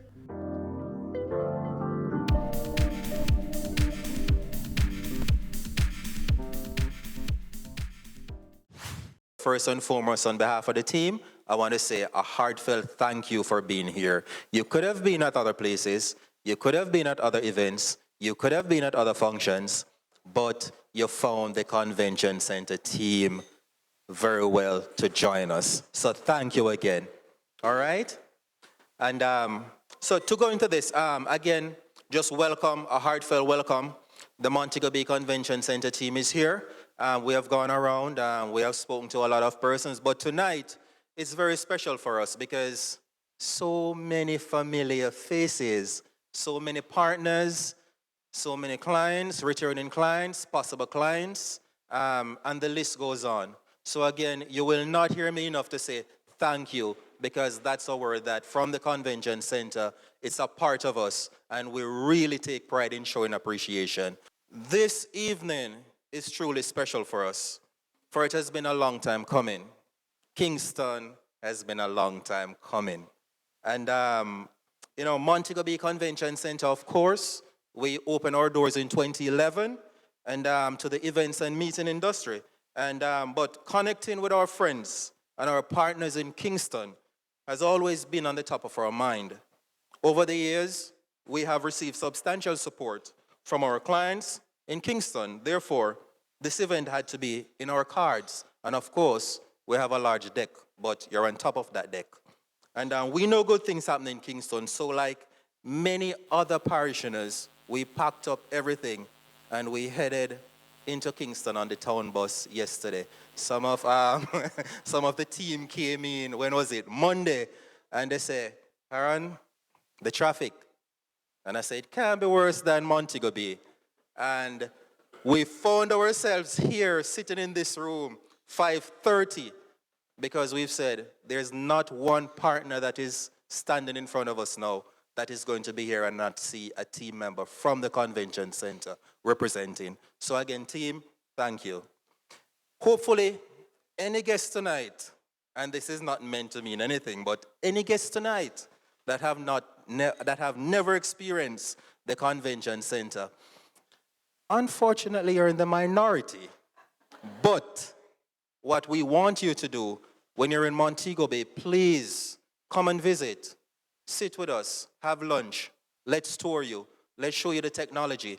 Let's show you what some of our partners in this room have done with us. We have transformed the convention center. And of course, there are many events. And one of the things that we had looked at is how we put all the assets, the available assets, through our vendors, through our partners, together to really make the convention center what it is. The purpose of the convention center was never a self-sustained entity.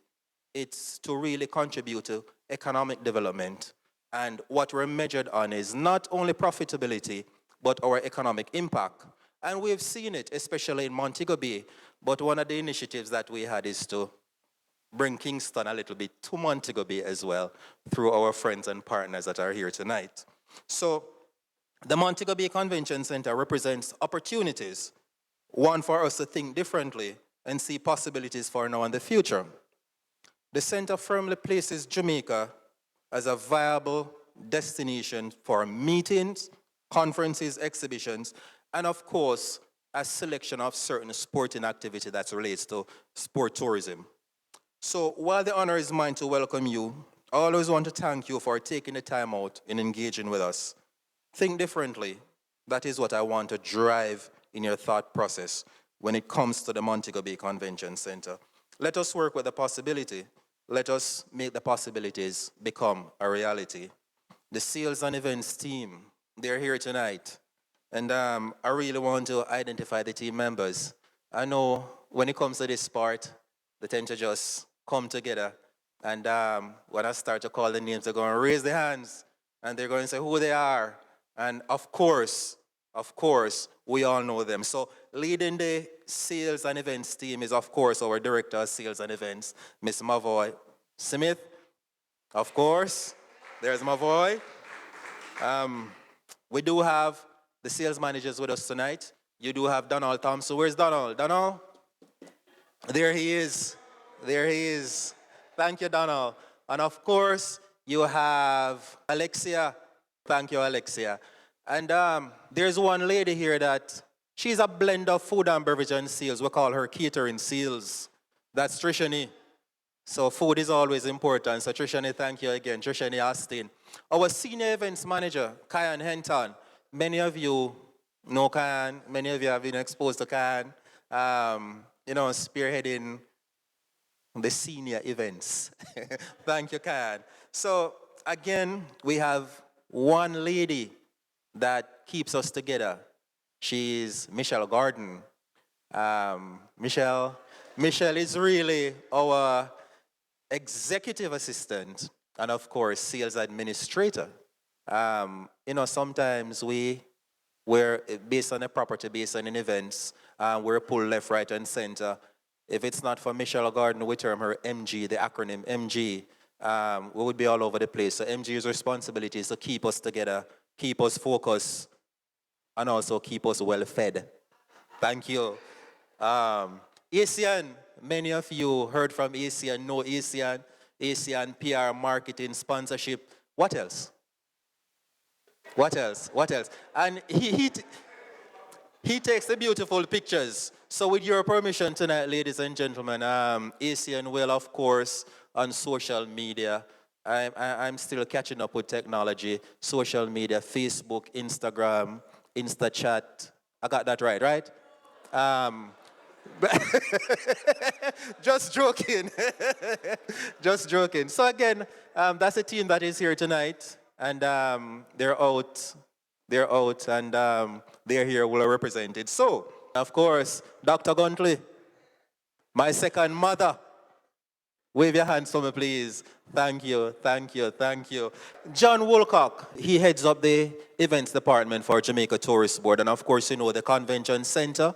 We're now a part of the Ministry of Tourism. We're an agency under the Ministry of Tourism. John, very vital to our organization, very vital in terms of the partnership and to allow Jamaica to be recognized again, not only as leisure, but as meetings and conventions, because really the large groups that the convention center will and the future possibilities to bring into Jamaica, of course, will create that economic impact that we're pushing for Jamaica to recognize. Not only about profitability, but looking at economic impact, whether it be indirect or direct, to see how that trickles down for the entire geographic location to benefit. So again, that's the mandate and purpose of the convention center in partnership with our main sister agency, the Jamaica Tourist Board.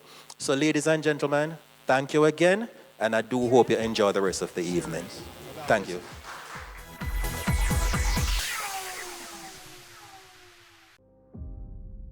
Corporate restructuring services. In today's evolving commercial and economic environment, businesses are continually seeking opportunities to manage operating costs and tax positions, as well as contain cash expenditures. Entity structuring can help achieve these goals, but often presents many challenges for multinational corporations. In addition, the OECD's Base Erosion and Profit Shifting (BEPS) proposals are expected to impact the bottom line of affected organizations and result in some business restructuring. Crow Jamaica delivers an integrated approach to clients' corporate and reorganization needs. Services include simplifying group structures, executing domestic and cross-border transactions including mergers, demergers, disposals, and company migrations, transferring assets and business units, aligning legal structures to business models, establishing national or regional hubs, converting subsidiary company structures to branch structures and vice versa, integrating legal structures following a merger or acquisition, providing practical advice and assistance throughout the planning, development, and implementation phases of corporate reorganizations. Crow Jamaica assists businesses and other advisors in developing and implementing efficient, cost-effective legal structures and business operating models. Our team can help you make smarter, more effective decisions. Let's have a conversation. Contact us at email people@crowjm.com. Website www.crowjm.com. Ready for cable for as little as $100? Ready for no monthly cable bills? Ready for 10 TV channels absolutely free? Then pick up our Ready TV box at authorized stores for $4,500. Hook it up to your TV set, then top it up with Ready Credit for 1, 7, or 30 days. Buy now and get $1,000 free Ready Credit and start watching your favorite shows. Pick it up, hook it up, top it up. Ready TV. Prepaid cable TV when you're ready. Now serving Kingston and St. Catherine. Limited time offer while stocks last. Conditions apply. Cameo brings the creative industries to life. Highlighting creatives in different fields each week. Art. My life turns art. I breathe, I eat art. Fashion. Food. Without a customer, we're nothing but four walls. Music. Film. Cameo, only on Business Access TV.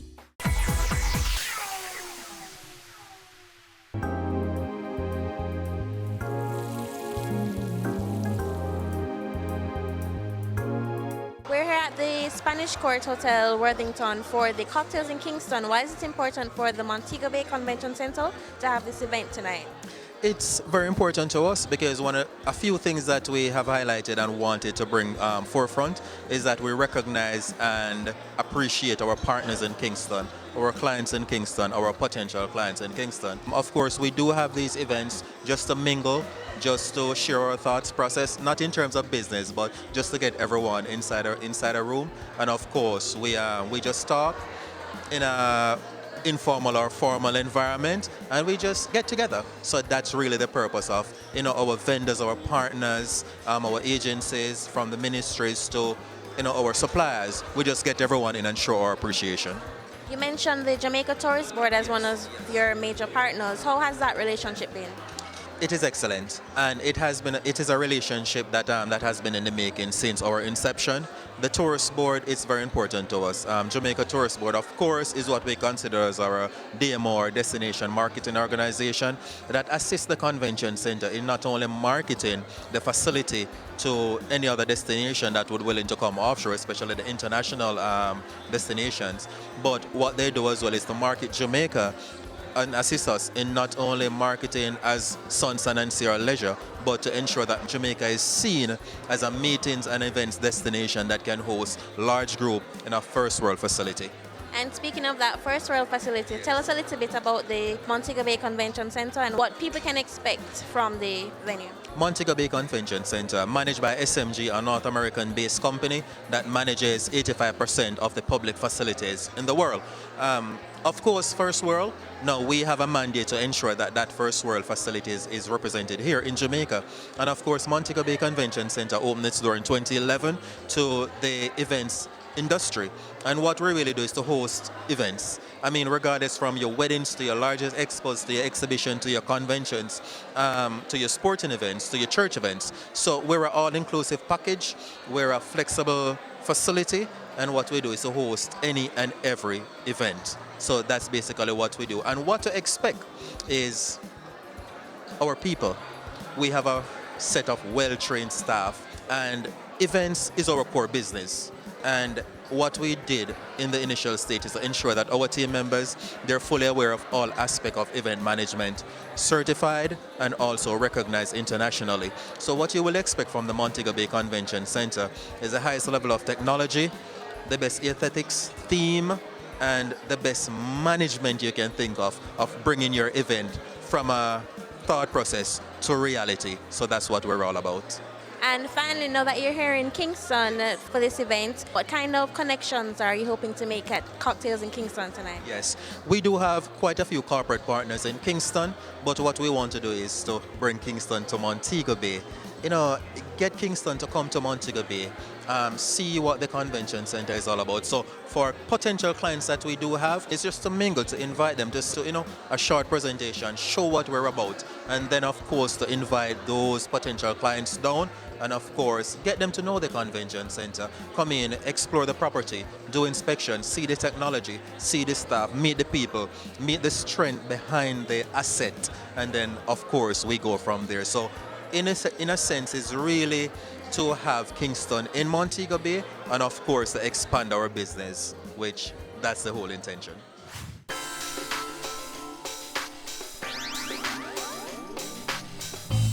The Montego Bay Convention Center opened its doors about 8 years ago. What have we seen from the convention center over the years?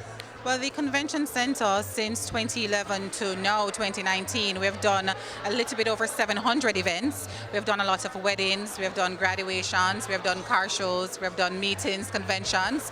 We're home to most of the major churches in Jamaica where they do their annual conventions with us. So we're home to the Jamaica Baptist, the United Open Bible, the Jehovah's Witnesses, you name it, we're home to them.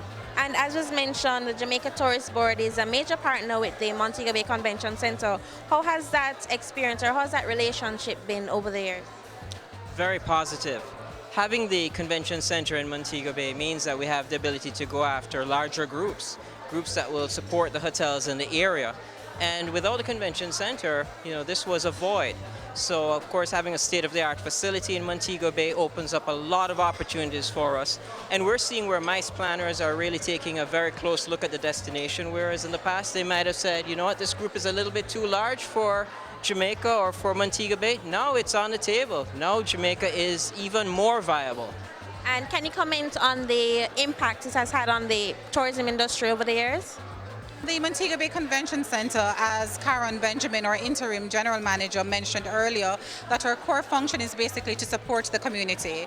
So our aim is to bring in, as John just mentioned, the larger groups to Jamaica, so it will impact the hotels. So we basically get heads in beds. You'll have the coconut man on the roadside being able to sell more jelly coconuts, the cane man, the nightlife, so the Margaritavilles, the Pier 1s, you name it, so it's like a domino effect. So all partners involved will be able to get a piece of the pie. And it's only been here since 2011, so can you comment on what impacts has been made to tourism before and now? Well, again, as Mavoy just mentioned, it's all positive in the sense that we're getting more business, increased business, more visitor arrivals coming in. Conventions that would not have considered Jamaica, now they're looking at the destination, they're actually booking the destination. So again, it's very positive. We have become even more competitive in the marketplace. How do you see the center being utilized in new ways to pull more visitors? We are trying to focus more heavily on the sporting events. So as it is now, we host the NCAA, that's a basketball competition every November, and this competition is aired live on CBS. So not only Jamaicans get an opportunity to see what can happen at the convention center, but persons internationally will be able to see what we're doing, and they may think to say, okay, so I can bring a sporting event to Jamaica. So it's not just meetings and conventions, we're pretty much multifunctional, which is why in our different spaces at the convention center, there's nothing fixed. So whatever the event is, we can accommodate it. If it's a car show, we can do it. If it's basketball, we can do it. If it's taekwondo, we can do it. So you name it, we can do it. And anything new from the tourist board that you can mention? The Jamaica Tourist Board is always looking at new opportunities. We have a very strong team in the market, so we are pursuing a lot of new ventures. So it's going to be great for Jamaica moving forward. We're seeing it in our visitor arrivals. It continues to grow.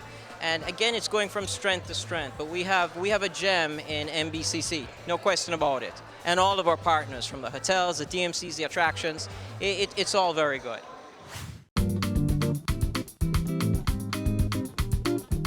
Your company has hosted several events at the Montego Bay Convention Center. Talk to us about the experience working with them.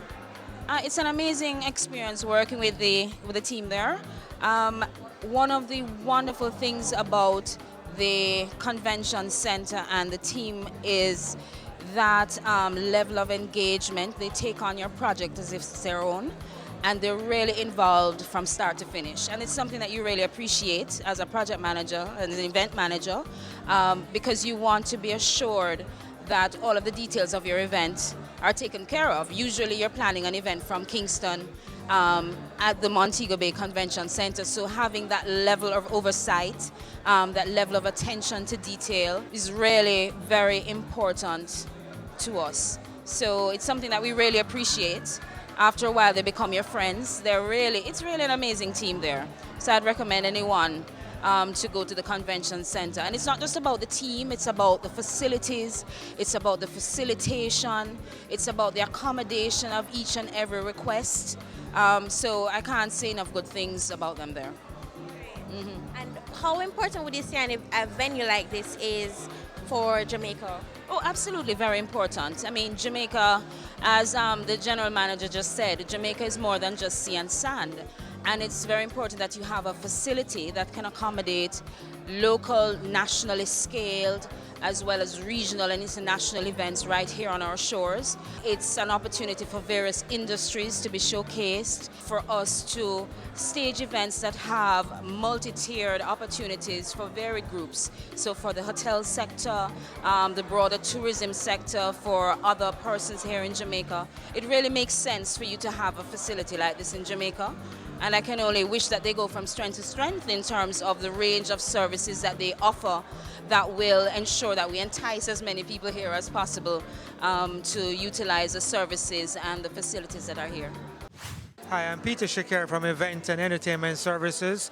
We're an event management and planning company, and we do many events across the island and abroad as well. We also own Jamaica Bridal Expo, and this is my partner, Joanne Paxton, and she'll talk to you a little bit about hosting Jamaica Bridal Expo at the Montego Bay Convention Center. We've hosted the Jamaica Bridal Expo at the Montego Bay Convention Center for the past 6 years, and Jamaica Bridal Expo is at home at the Convention Center. Everything is positive about the venue, the grand ballroom, what you have the expo in, the conference room where we hold a conference on the first day of activities for the expo, and the staff at the Montego Bay Convention Center is absolutely amazing.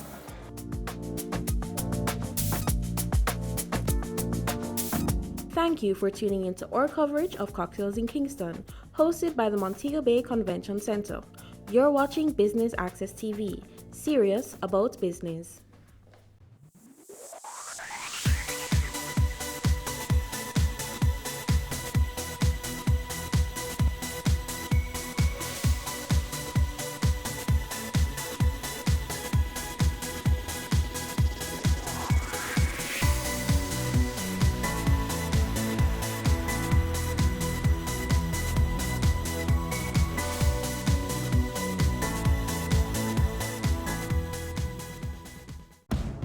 I'm 36. I'm a husband, a manager, and still very good looking. In 2 hours, I have the most important meeting of my life. But first, it's time to play.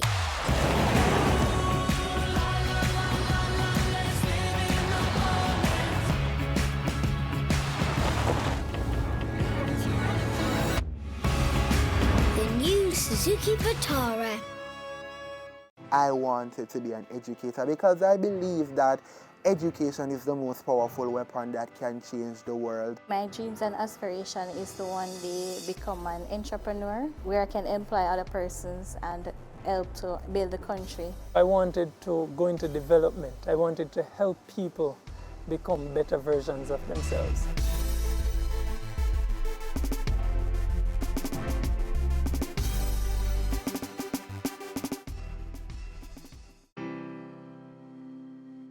Growing up, I saw a lot of violence, I saw a lot of crime, I saw a lot of poverty. The challenges are so many. The first one that comes to mind is the level of youth unemployment that's here. Challenges that exist here in West Prospect Bogwalk are lack of awareness for educational opportunities or job opportunities. Not many got the chance to do CXC or graduate from the secondary level. So that's a major setback for the people living in the community. A way to alleviate this issue is training programs.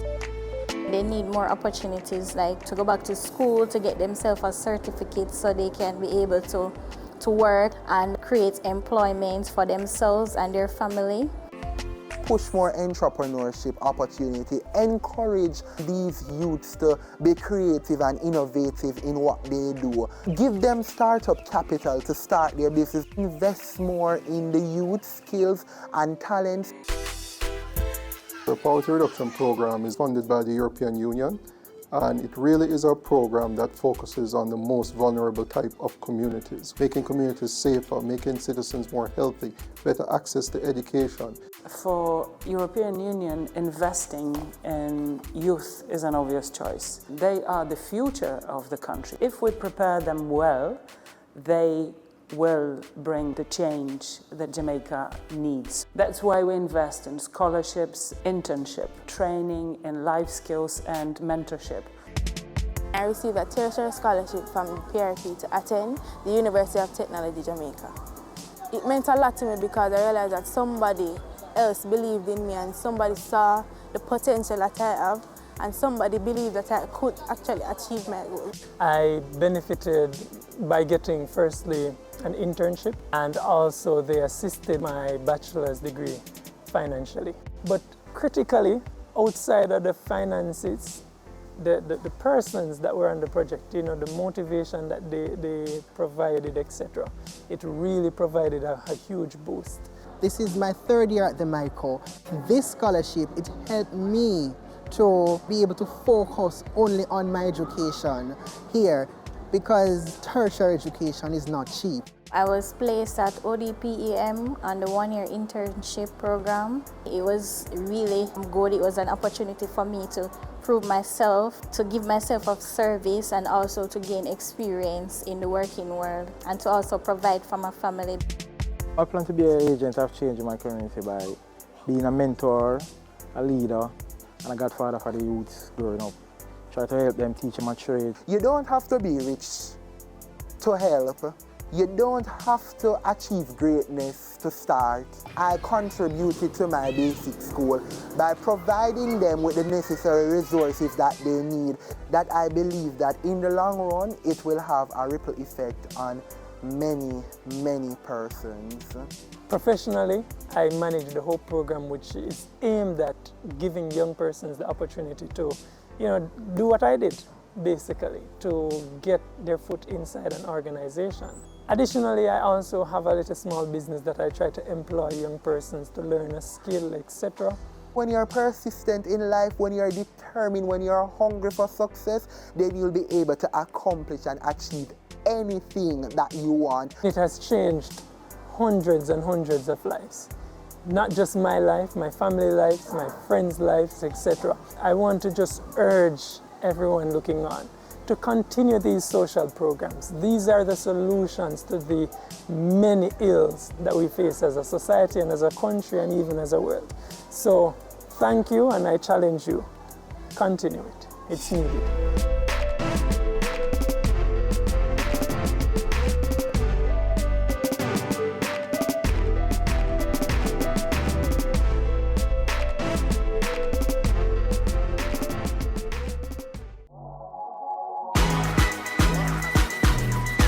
The Good Life, your trusted source for useful health and wellness information, lifestyle tips for the mind, body, and soul.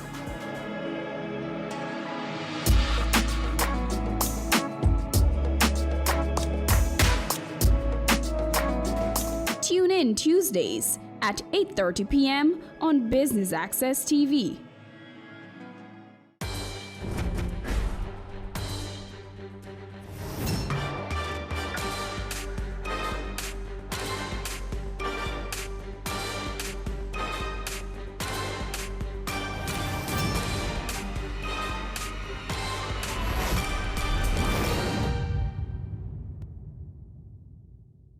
On this episode of Wealth Magazine Business Access, Robert Russell takes us on a time travel through his life as a successful entrepreneur. Success breeds success, and the more successful you are in life is the more successful you'll become. Russell's innate passion for hosting and creating business opportunities proved to be the perfect combination throughout his many business ventures. Over the years, he has made bold business moves tapping into industries such as hospitality and tourism, film production, and entertainment. To the restaurant business, a legacy that now extends to his children. Robert Russell continues to demonstrate that he is a strategic businessman with a passion for building brand Jamaica.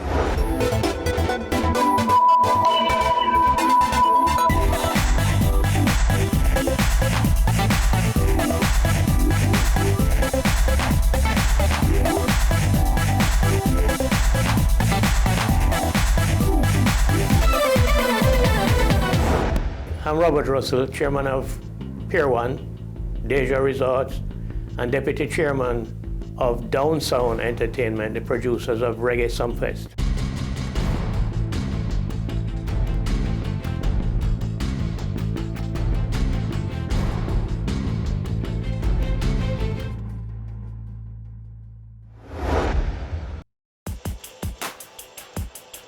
I was born in Kingston. I attended Calabar High School and then St. George's College.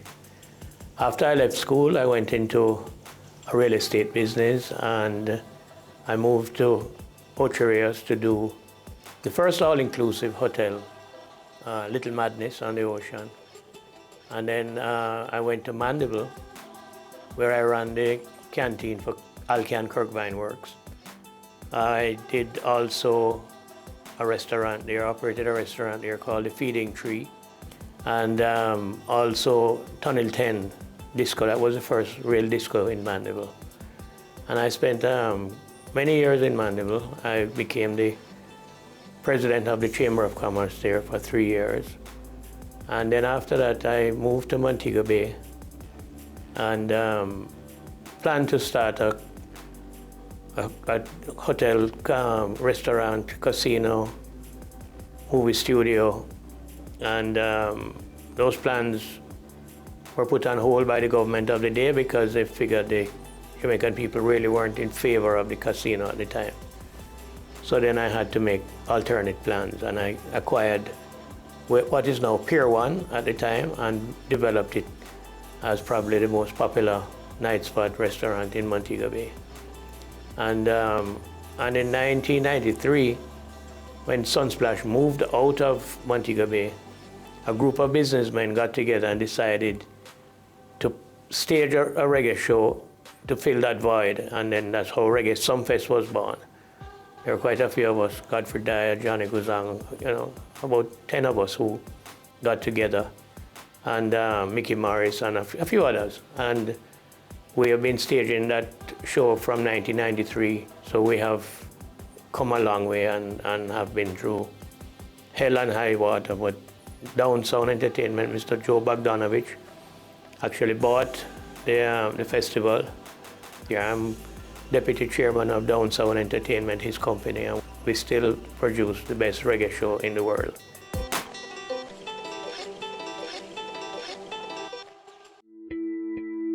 We had a good childhood. My parents were not wealthy, but they pulled all the stops to make sure that we had all we needed, a good education. Whatever was within reach, they would provide it. And I was thankful for that. My mother was working at the Shell Company. She was quite an intellectual. She worked there for 40 years. My father was the best salesman I've ever met in my lifetime. He could sell an igloo to the Eskimos. He used to be at Home Electrics, and he would sell refrigerators and stoves and TVs and all of that. And then finally he moved to Mandeville, and he had his own store, his own Home Electric store. But he was the consummate. I mean, he could really charm the purchasers, and they would believe him, and he would guide them and tell them, this is not for you because it's too expensive. Buy something a little cheaper. This one will use too much current. You can't afford it, and they appreciated that. And we all learned discipline and a good upbringing. My brother was the big Christian in the family, and he still is, Gordon. And my sister Betty was the comedian. She was always making sure that everybody was kept in stitches and given jokes. And she's still doing that today. I don't know when she's going to get her life, but she continues to be my best sister, my only sister, the one I love very much. I think looking back, the most memorable times we had as youngsters was Christmas, because there would be a big cooking and you would get presents, and I mean, friends and family would be over, and the whole camaraderie of it was good. I learned to cook, literally watching my mother cook in the kitchen, and I learned to cook curry goat, which is the best curry goat in Jamaica, if I might say so myself. But it was fun. It was a fun time because I like to give, and I like to just help people to enjoy life. And I think Christmas was probably the best period of my life. I started school at Calabar, and then I left and went to St. George's College. And then when I left school, I started to do law. And I just couldn't wait to get into business and to make money. And the books really were boring to me, and I saw some great opportunities out there. And so I kind of abandoned law and went into the private world, doing some real estate, the hotel thing in Ocho Rios, Mandeville, a couple of businesses in Mandeville. And to me, that was more rewarding, to serve, to make people happy, and to fill a need that I had established and recognized at the time was more important to me than studying a lot of. And I thought I knew everything at that point in time. I didn't need any more education. We were down in West Kingston in ganja yards filming. When you see ganja in that movie, those were not props. Those were the real deal. When we actually were to release the movie, the censors looked at it and said, no, this movie can't be shown in Jamaica. They decided to ban it. Doggin Global Business Process Outsourcing. Doggin Global can help you with your day-to-day administrative and secretarial needs.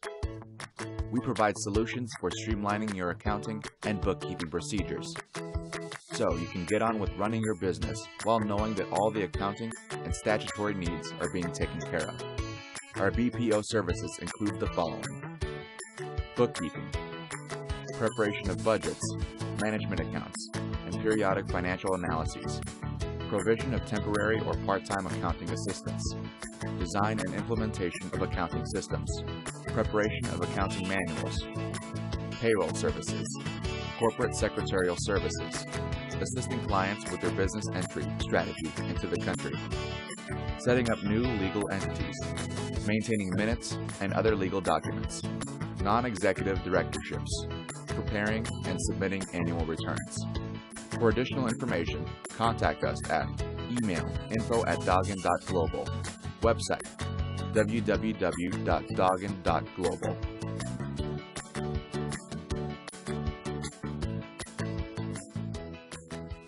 Business current affairs you can relate to. Frank, credible discussion. On point, dissecting the issues. Offering solutions to Jamaica's challenges. On Point, Thursdays at 8 p.m. on Business Access TV.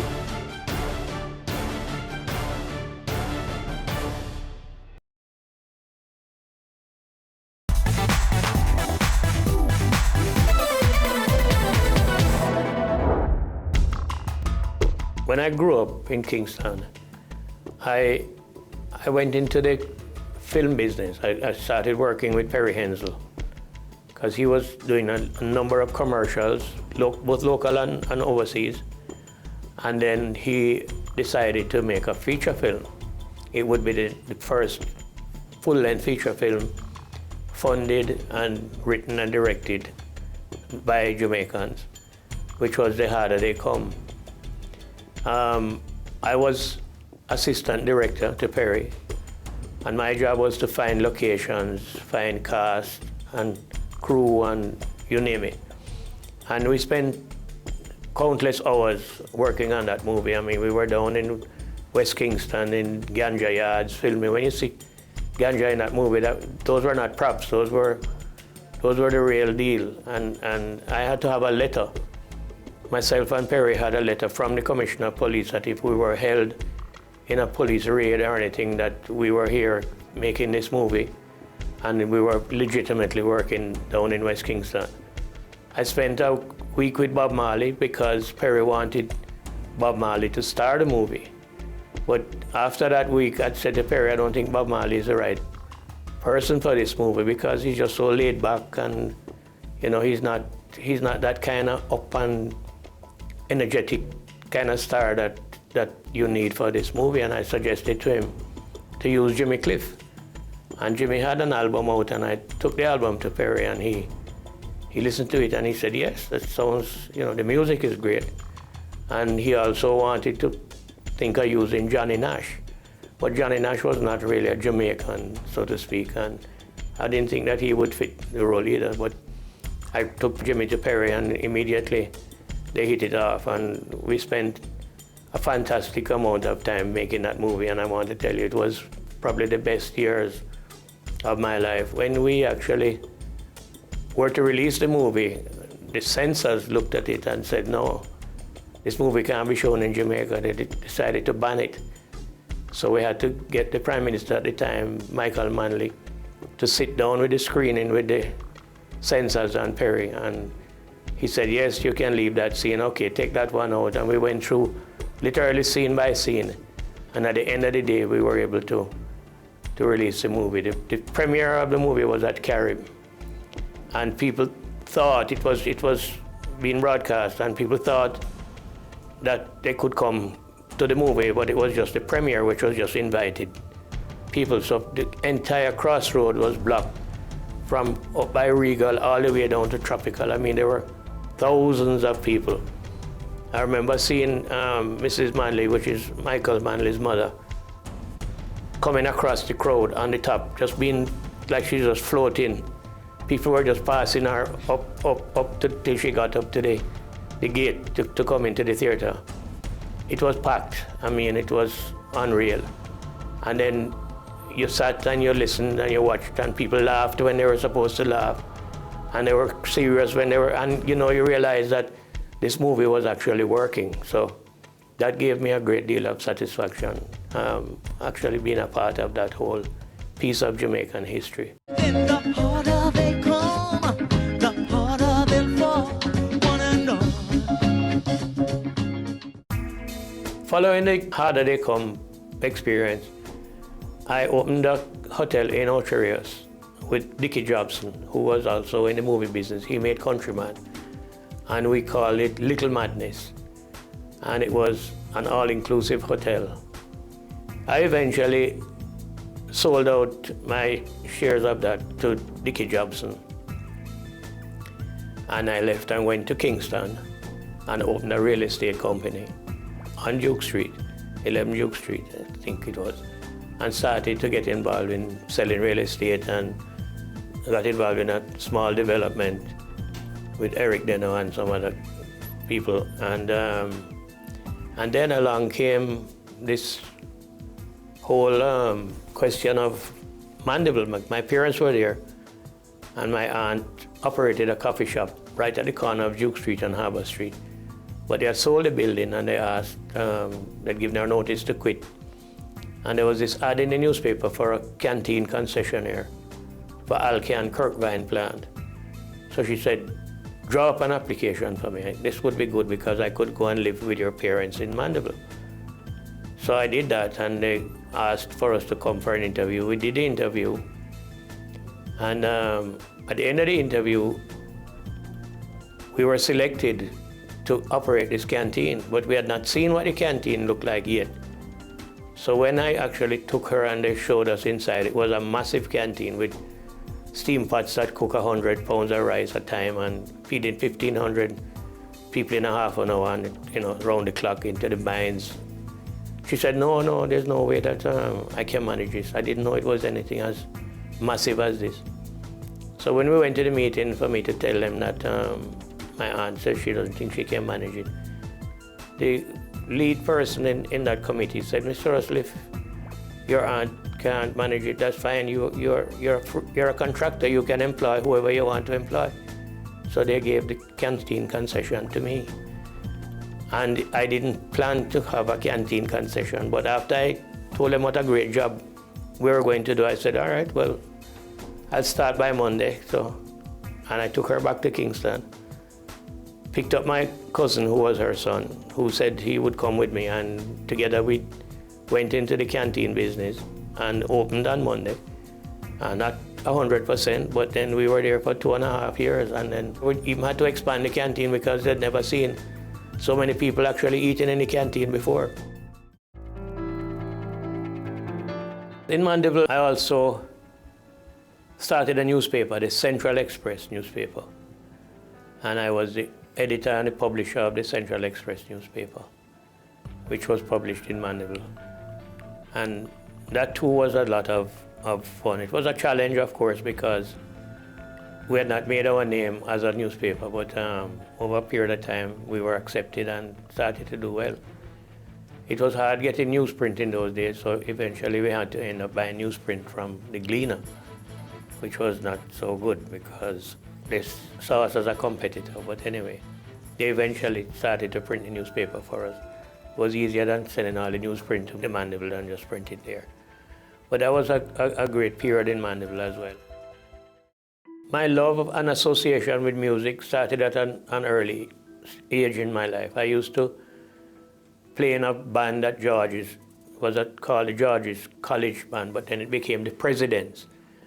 And then after the Presidents, we formed Terry and the Hurricanes, and I used to play the conga drums and sing, and I was enamored with music. So the segue into Pier 1 and the disco and the hotel in Ocho Rios and into Reggae Sumfest was all very natural for me because it was my first love. I mean, music and film and radio were things that I was always interested in. I was always fascinated by. In 1988, I bought Radio West from the government. It was just a local radio station at the time, broadcasting for 4 hours a day. And I expanded it into an all-island radio station, called it Hot 102, and we were broadcasting 24 hours a day. I was able to attract the top talk show people in the business at the time: Wilmot Perkins, Tony Abrams' Breakfast Club, Cliff Hughes, and at one point Bruce Golding was also a host on one of the call-in programs. And then we really took on a life of its own because Hot 102 was where it was all happening, and that was a fantastic period of my life. Success breeds success, and the more successful you are in life is the more successful you'll become. There have been a lot of pitfalls along the way. It takes courage to succeed, but it also takes a lot of courage to fail. Because when you fail, you have to pick yourself up and you have to start all over again.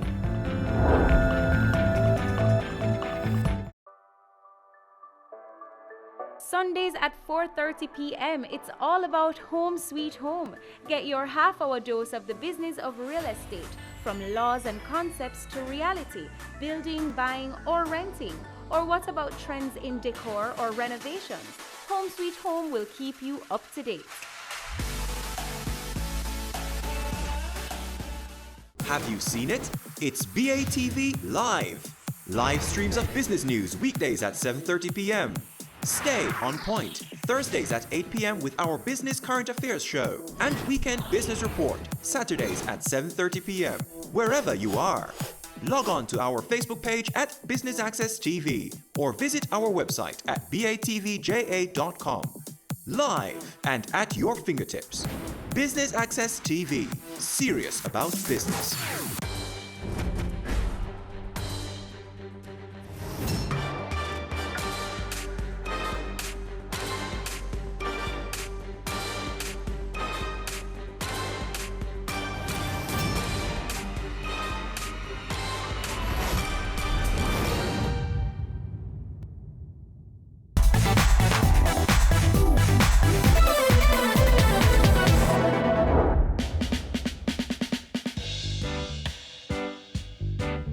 When Sunsplash decided to move out of Montego Bay, then we had planned to do an event, to do a 2-day event for that weekend.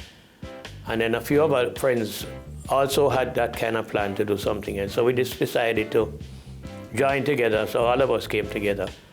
And we did, and that was when Sunfest was born, where the UDC had designated that we have the event. It was a swamp. And in 13 weeks, we transformed it completely into a venue and had the first Reggae Sunfest in 1993. But that was quite an achievement, I must tell you, because when you looked at it, it was just complete water and mangrove. And, you know, we did a big job. And that's one of the reasons that I think Sunsplash moved, because when they were given that option for that venue, they just said, no way, they couldn't do the show there. Because they used to have it over at Montego Freeport, but that land was sold and it was going to be developed into housing and all of that. And then we looked at it and said, well, if it can be done, let's do it. And we did it. We transformed it. And the first Sunfest was probably the most successful that dance all night, had the most people. And that's the beginning of what, you know, is now quite a well-known festival worldwide. It's probably the biggest reggae festival in the world.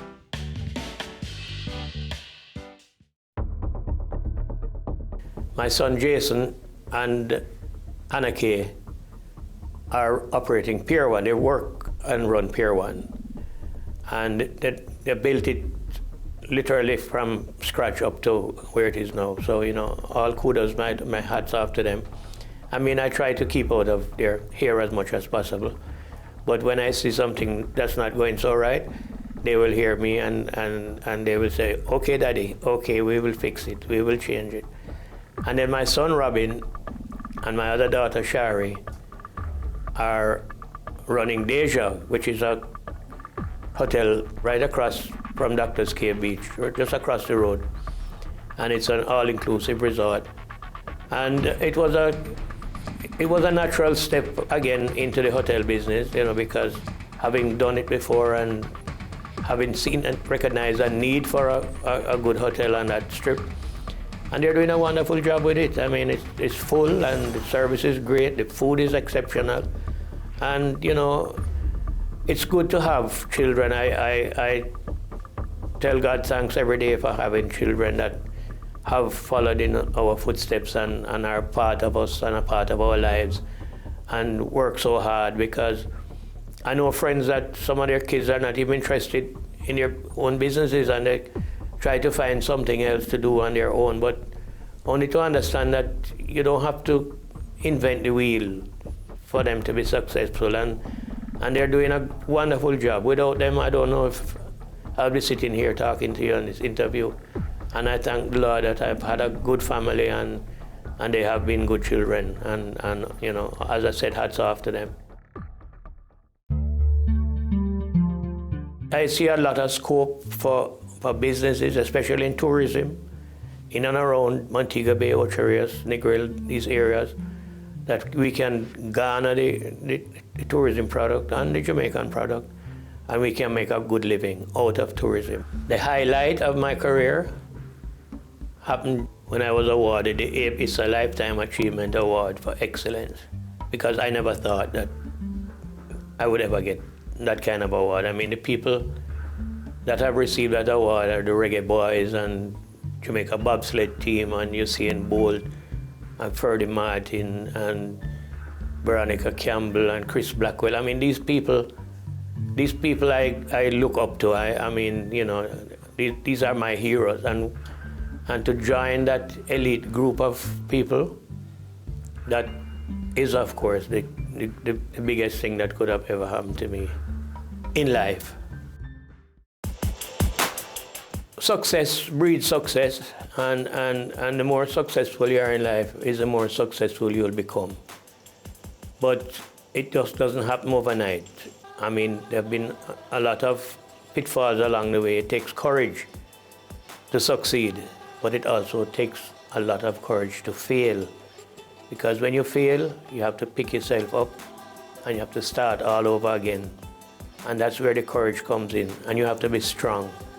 You can't allow people to take advantage of you, because if you're not strong, people will do that. They will see you as a weak person, and they will climb and sit right on the top of your head if you give them a chance. So you have to be strong, but you have to be not only firm and strong, but you have to be kind. An old friend of mine years ago said to me, the same way you spread your bed on Friday morning is the same way you sleep on it on Friday night. And it resounded with me for many, many years, and it gave me an understanding that whatever you do in life will have repercussions. And the people that you step on when you're going up the ladder, those are the people that you're going to pass when you're coming back down. So be careful where you place your feet. Be careful whose head you try to stand on, because when you're coming back down, it won't be as nice as when you're going up. And my philosophy in life is to live every day like it's the last day of your life, because one day you're going to be right. If you live in a community, you have to participate. You have to be a part of it. I remember 2 old people that were really living in squalor, and I got a team and we went up there and we asked the neighbors to keep them for a couple of weeks, and we demolished the old house and rebuilt a nice little house, and they asked me if we could put on a veranda, and yes, put on the veranda. And it felt good. It felt good because a lot of the community people helped. We had to pay carpenters and some other people, but the people in and around the community, realizing that we were trying to help and to make life easier for them, they all pitched in and came and helped to clear up the rubbish and the rubble, and to see them back in their house now in a new house, it's a good feeling. I mean, we try to promote the music, so we give to Boys Club as Reggae Sumfest instruments, Mobile Boys Club, and now they have a fantastic band. Wealth is a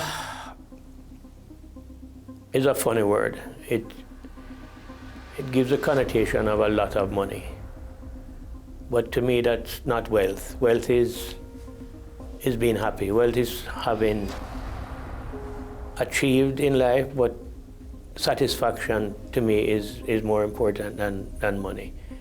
And wealth helps you to get the things you want in life and to do the things that you want in life. It's a vehicle. And it's also a stepping stone for you to be able to help others that are not probably as well off, because in life there'll always be people better off than you and always be people worse off than you. And don't believe that because you have attained a little bit of wealth or whatever it is that you might put the name on, that's the end of life and you have reached where you're supposed to go. No. Every day there is somebody that you can find to help. Don't care how small, don't care how big. And if you look for that person, you will find them. That's what will take you to heaven. Not going to church every Sunday, helping as many people as you can.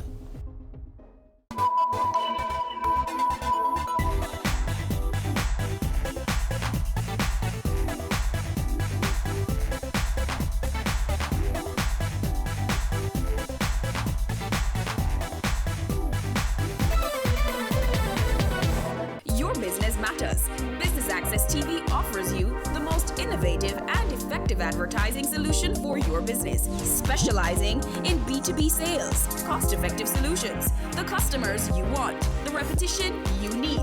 No matter the size and nature of your company, your business matters. Call us at 876-291-6233 or 876-376-4225. Email sales@batvja.com. Have you seen it? It's BATV Live. Live streams of business news weekdays at 7:30 p.m. Stay on point Thursdays at 8 p.m. with our Business Current Affairs show, and Weekend Business Report Saturdays at 7:30 p.m. wherever you are. Log on to our Facebook page at Business Access TV or visit our website at batvja.com. Live and at your fingertips. Business Access TV. Serious about business. I'm Butch Hendrickson. You're watching BATV, serious about business.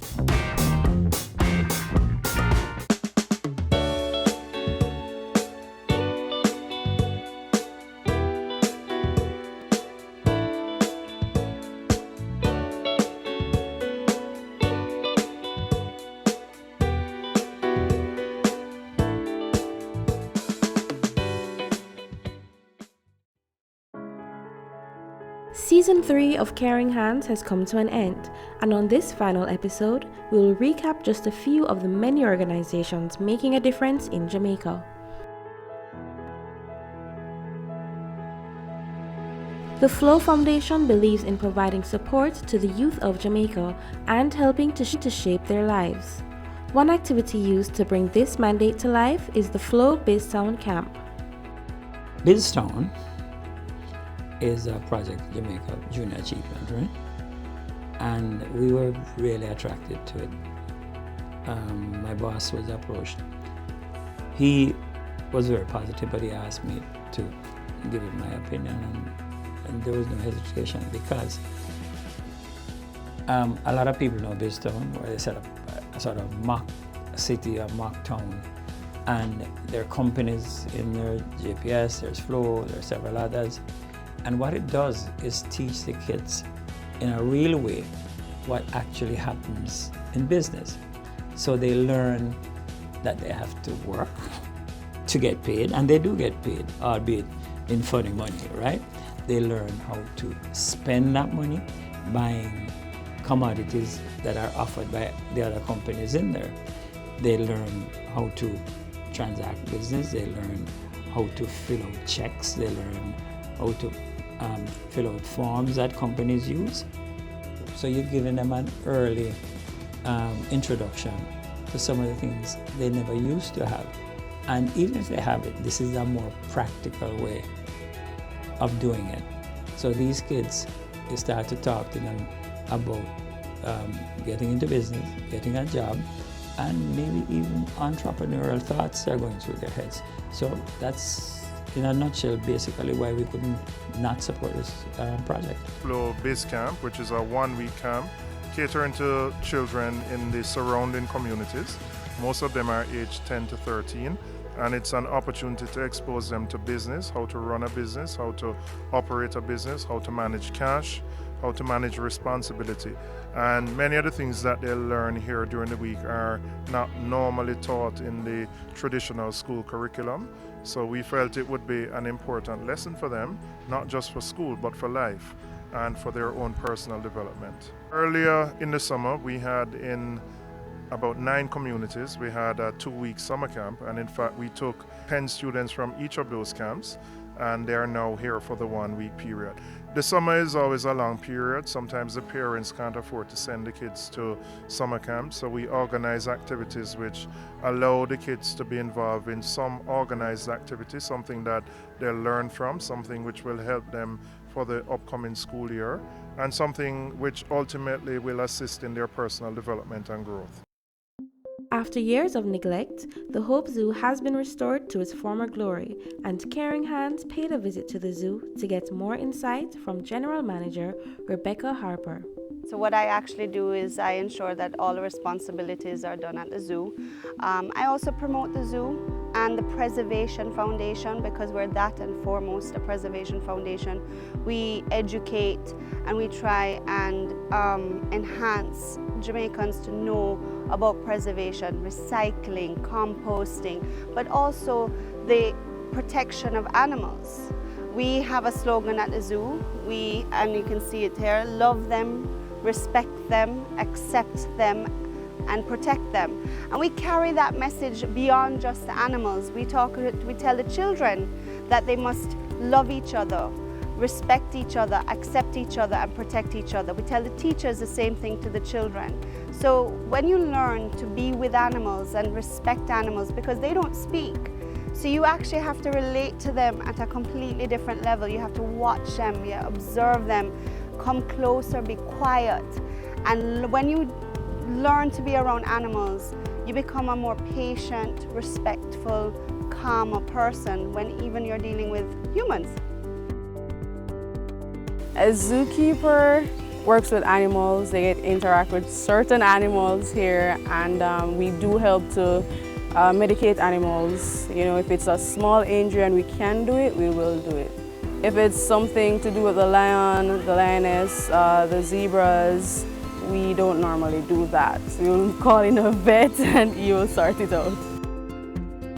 Getting a chance to work around a number of animals, it is something good. So for one, I love feeding the animals. I love getting in contact with them, you know, so that is just my thing. Anita Anderson, the founder of Anderson's Child Management, invited us to learn more about the work done by her organization, especially with her child support receipt book. How we come about with the name of Anderson Child Management was from the child support receipt book, and with that I had to put my name to originate it. The child support receipt book is made to support both parents in transaction and to ensure there is transparency with the financial obligation. And it's a further reference and also for proper record keeping where parent is concerned. What inspired me to start this was a vision. Yes, I get a vision from the Lord how to make this book. And with my personal experience, I was able to bring it out into the market. The response out there sometimes, especially when I go to the courthouse to sell these books, is like parents, wow, how you come about this, how you made this very great idea, you come at the right place selling this book and stuff like that. And it inspired me. It really inspired me to know that I can be able to do something. The Lord has given me this vision to do something that really help parents. Father, sometimes at court call me, impressed with the book. Yo, come sell one of them books, they not call you. Don't know, you know, man not getting a receipt, you know, and all these things. So, you know, I smile and it really built me. My day, like if it's a very big court day, which is on a Wednesday, if it's a very big court day, I sell like sometimes like 20 books, 30 books.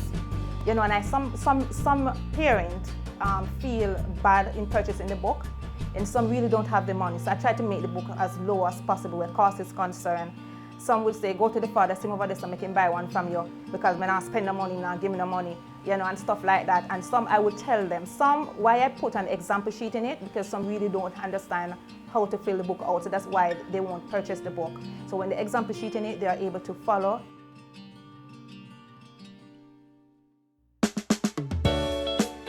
Coming up on Caring Hands.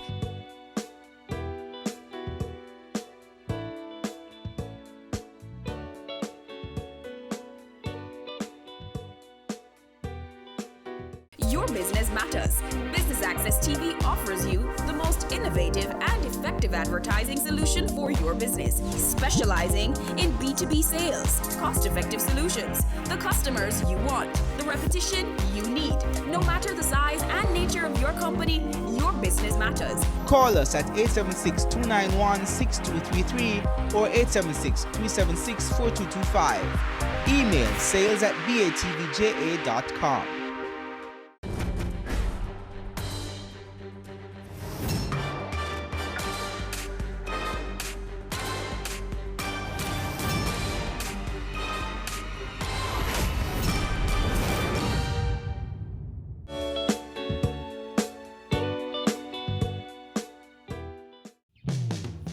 Caring Hands visited the city of Montego Bay in St. James to learn more about the Open Heart Charitable Mission. Basically, Open Heart Charitable Mission started as a vision for myself in giving back. We came to Montego Bay because we saw the need of the homeless population and situation and the street people program.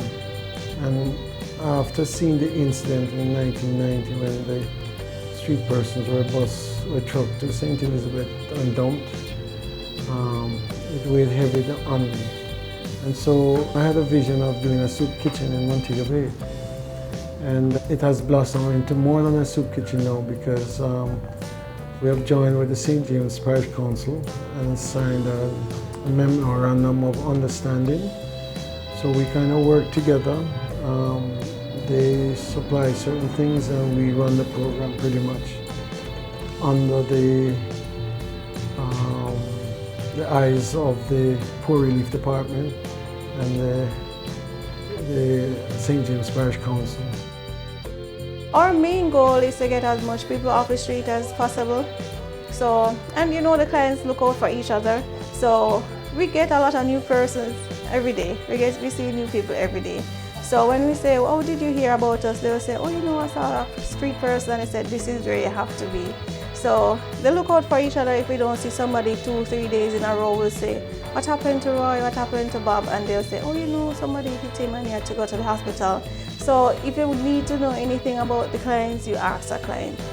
I think here really shows you what life is about and actually gets you to become humble. So you don't hold on to material things because we have seen that it don't last. The Loving Hands Children's Network is an organization based overseas, and Caring Hands caught up with the founders during an outreach mission in Jamaica. Loving Hands Children's Network is a social enterprise. We're a community organisation based in the United Kingdom. We've set ourselves up to help those in need, as in children, young adults with disabilities, those that are disenfranchised, and those young children, young people who are in real need, home and away.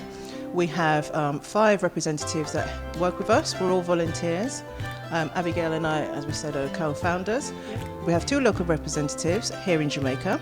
We have 2 representatives in the UK, and we have 1 who's based, a brand ambassador that's based in the United States of America. We're here to launch our Feeding Our Future campaign and to share our organisation with you guys in Jamaica. I got a dream, and I wanted to fulfill that dream.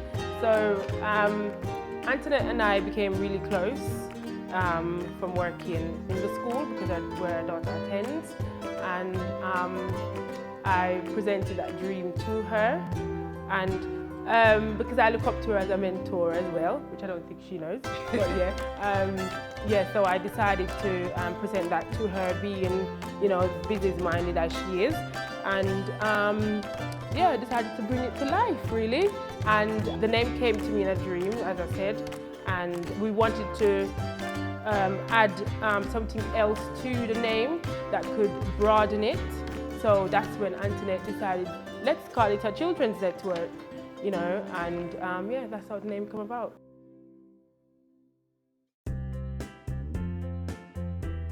The National Baking Company Foundation, through its Little Leaders initiative, provided all institutions registered with the Early Childhood Commission, ECC, with learning kits, packaged by volunteers and staff at the National Bakery Warehouse. It's an early childhood initiative where we have been distributing kits to approximately 2,500 schools across the island, right throughout the island. This is the first year for Little Leaders, but it's the 4th year for National being on board with this kind of initiative. We are packing approximately 3,500 boxes. Some schools will receive A and B boxes depending on their size, and some schools will receive A boxes. The schools will come to various centers in the corporate area and collect their boxes. So our team of volunteers will go out again and ensure that each school receives their kits, they sign for their kits, and then they collect their kits. And basically they're on their way after that. August 1 has collected from Crayon Count, now Little Leaders. I'm expecting my teachers and students to be excited. I mean, students are excited by anything with colors. They're not going to be seeing it today. Teachers are going to, you know, go into the box first, and we decide the age group for each thing, and then we put them on the different learning centers. I'd like to say to National and to Little Leaders, thank you so much. It will go a far way. Our students will appreciate it, teachers will appreciate it. Continue doing the good work. The National Company and the Little Leaders Group, I just want to say thank you and continue to do the work that you are doing, because you're not only helping the children now, but in future they'll be better citizens. The Caribbean Community of Retired Persons, CCRP, is a non-profit membership organization that caters to persons 50 years and over, retired, or preparing for retirement. members are able to access major health benefits.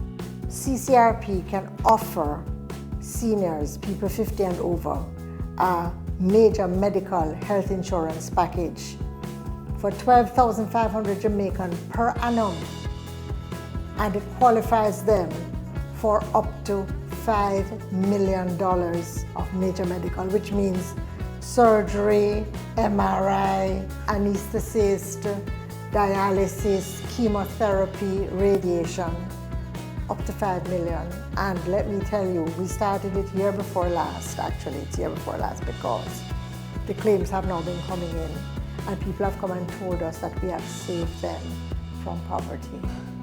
Because if they had had to find those monies, it would have been so difficult. And I'm very grateful to Sagicor because the claims that they've been paying out actually exceeds the premiums they've been receiving. So it is now, at this point, highly subsidized, and I want to really encourage Jamaicans to join CCRP and to sign up for this insurance, which is so affordable. But if we don't get enough people on board, the premiums may go up. So, and the people who I am encouraging in particular are young professionals, because they are responsible for their elders. And when your parents or your grandparents get sick, and you are not able to find it, or you are going to have to go and find it from somewhere and put yourself in debt, it's just not worth it if you have this opportunity. So I want to encourage young professionals to sign up their parents. The membership fee for CCRP at this point is $1,000 Jamaican dollars per annum. Coming up on Caring Hands.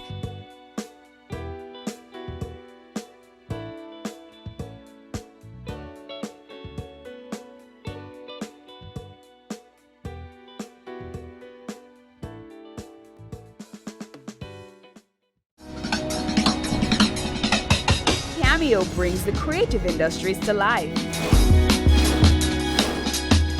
delighting creatives in different fields each week. Art. My life turns art. I breathe, I eat art. Fashion. Food. Without a customer, we're nothing but four walls. Music. Film.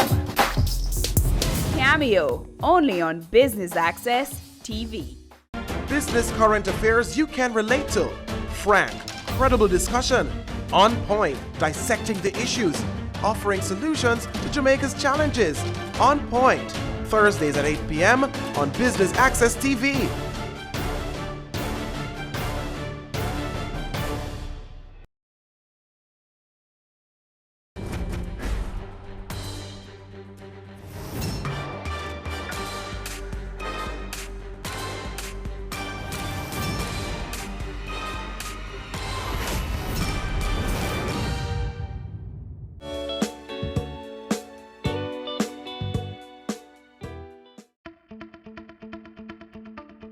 Caring Hands met with the president of the Jamaica Red Cross, Dr. Dennis Edwards, during their visit to the community of Seawright Gardens. The Jamaica Red Cross is a humanitarian organization, first and foremost, and it is one of the national societies of the International Federation of the Red Cross and International Federation of the Red Cross and the Red Crescent, actually. And we are an auxiliary to the government of Jamaica since 1964, which means that by way of law, statute of parliament, we are obliged to support the government in anything the government requires us to do with respect to humanitarianism, particularly so in times of disasters. Consistent with the mandate of our international movement, our broad objective is to save lives, reduce human suffering, and preserve the dignity of people under any and all circumstances. As a part of the international movement, we are one of 190 societies around the world, with the society's origin way back 150 years ago out of a military war type event in Sofferino, a city in Italy, where our founder, Henry Donald, actually was very concerned about the wounded on the battlefield. Hence, the International Federation of the Red Cross was formed initially to assist wounded soldiers. And then from that, it propagated all across the world and actually became involved not only in times of war, but in times of peace where people are suffering. The Digicel Foundation hosted their Face of Change competition earlier this year, and the top 6 finalists were highlighted on Caring Hands. The We Care to Share initiative, the Christianapolis Youth Club, Feeding of the 5,000, the Eastwood Gardens Youth for Progress Youth Club, Princesses and Ladies Inc., and the first place winners, the Bethel New Testament Church of God. Bethel New Testament Church of God has been, over the years, a church that caters to the need of the less fortunate. And we serve the community of Arnett Gardens, Lincoln Road, Russell Road, Top Jungle, and other surrounding areas. And we have been playing a vital role in offering services. We have an early childhood institution here. We have a feeding program as well. We also offer services to the community with our computer lab. So persons who are, doing like CXC, information technology, those who are doing their SBAs, they come on over and print, and just about anything that has to do with computer and information technology. We try to offer the best services we can. Our church has quite a number of programs that are running for our teenagers. We have what is called the Performing Arts Ministry. And mostly teenagers are drawn to the performing arts ministry. And we have young adults who supervise them and all of that. We also have what is called the benevolence arm of the church that caters to the needs of the less fortunate. And so the benevolence arm of the church basically takes care of those who are in need, whether they are in need of food items, financial needs, and so forth. Benevolent committee is something that goes to help people who are in need. You just don't help in just food or, you give love, you listen, you participate in their lives, whatever it is that they are in need of. The benevolent committee will try to assist in that area. The Non-GO2's Chaplaincy Services branch of the Jamaica Constabulary Force Chaplaincy provides holistic support to members of the JCF. The chaplaincy primary focus is on the total man, spiritual, physical, and emotional. So it's a holistic approach that we have in terms of how we minister to the men and women in the ground. It is highly pastoral, and therefore spiritual care is very important. Secondly, their mental care, because we offer counseling, we offer crisis intervention, we offer grief counseling also, family counseling, we do counsel children. As I said, the spiritual core is important, and therefore our members, we provide devotions, and for funerals we commit our members to include sometimes family members and also persons who are unsworn to the JCF. So those are basically the pillars in which the chaplaincy is based on.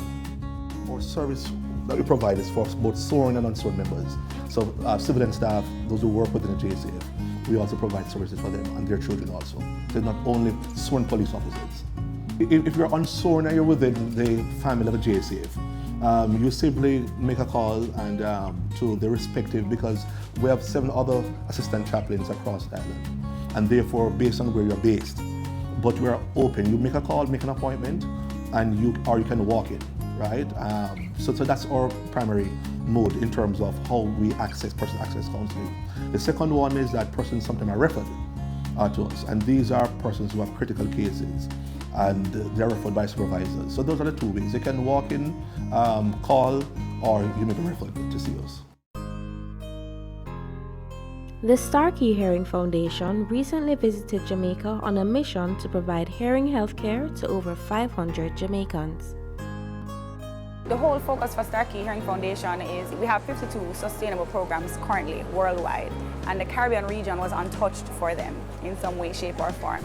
And so This whole year we've been focusing on getting persons from the region, the Caribbean region, involved in our programs, allowing persons in islands around the region to receive hearing health care through the Starkey Hearing Foundation.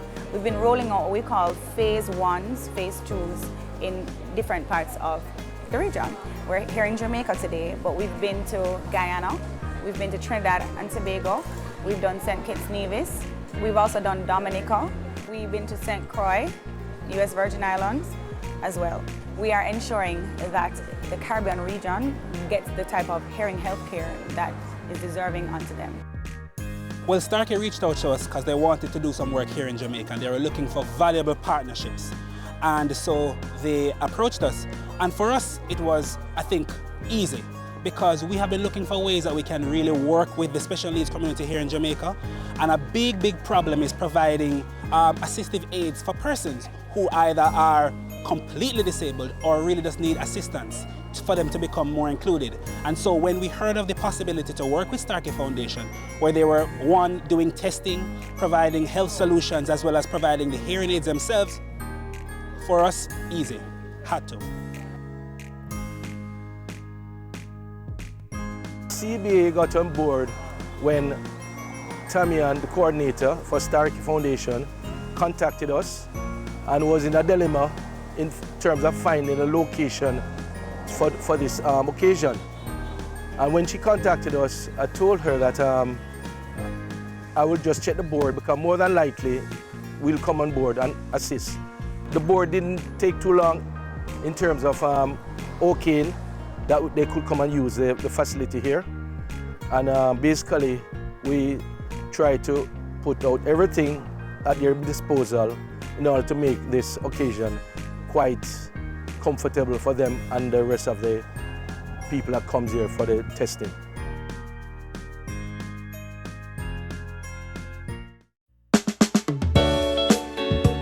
Join us for Season 4 of Caring Hands, where we'll share with you even more organizations working towards building a better society.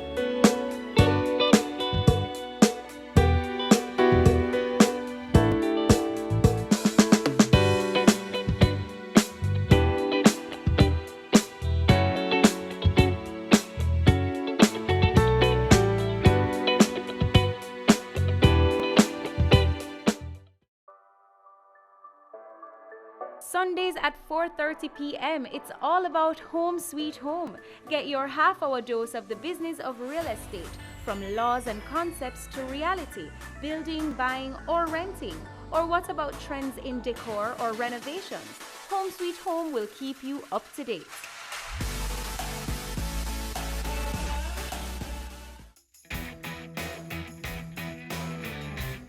I'm Jean Laurichin, and I'm the Executive Director of ProCom, ProDev, and CCRP. BATV had heard about our outreach arm, which is a Caribbean community of retired persons. I think BATV is having a very positive impact.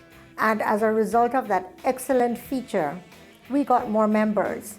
So clearly people are watching BATV.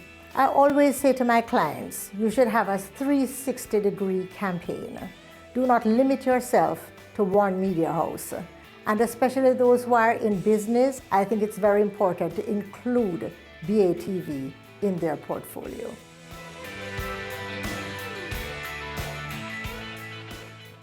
Ready for cable for as little as $100? Ready for no monthly cable bill? Ready for 10 TV channels absolutely free? Then pick up our Ready TV box at authorized stores for $4,500. Hook it up to your TV set, then top it up with Ready Credit for 1, 7, or 30 days. Buy now and get $1,000 free Ready Credit and start watching your favorite shows. Pick it up, hook it up, top it up. Ready TV, prepaid cable TV when you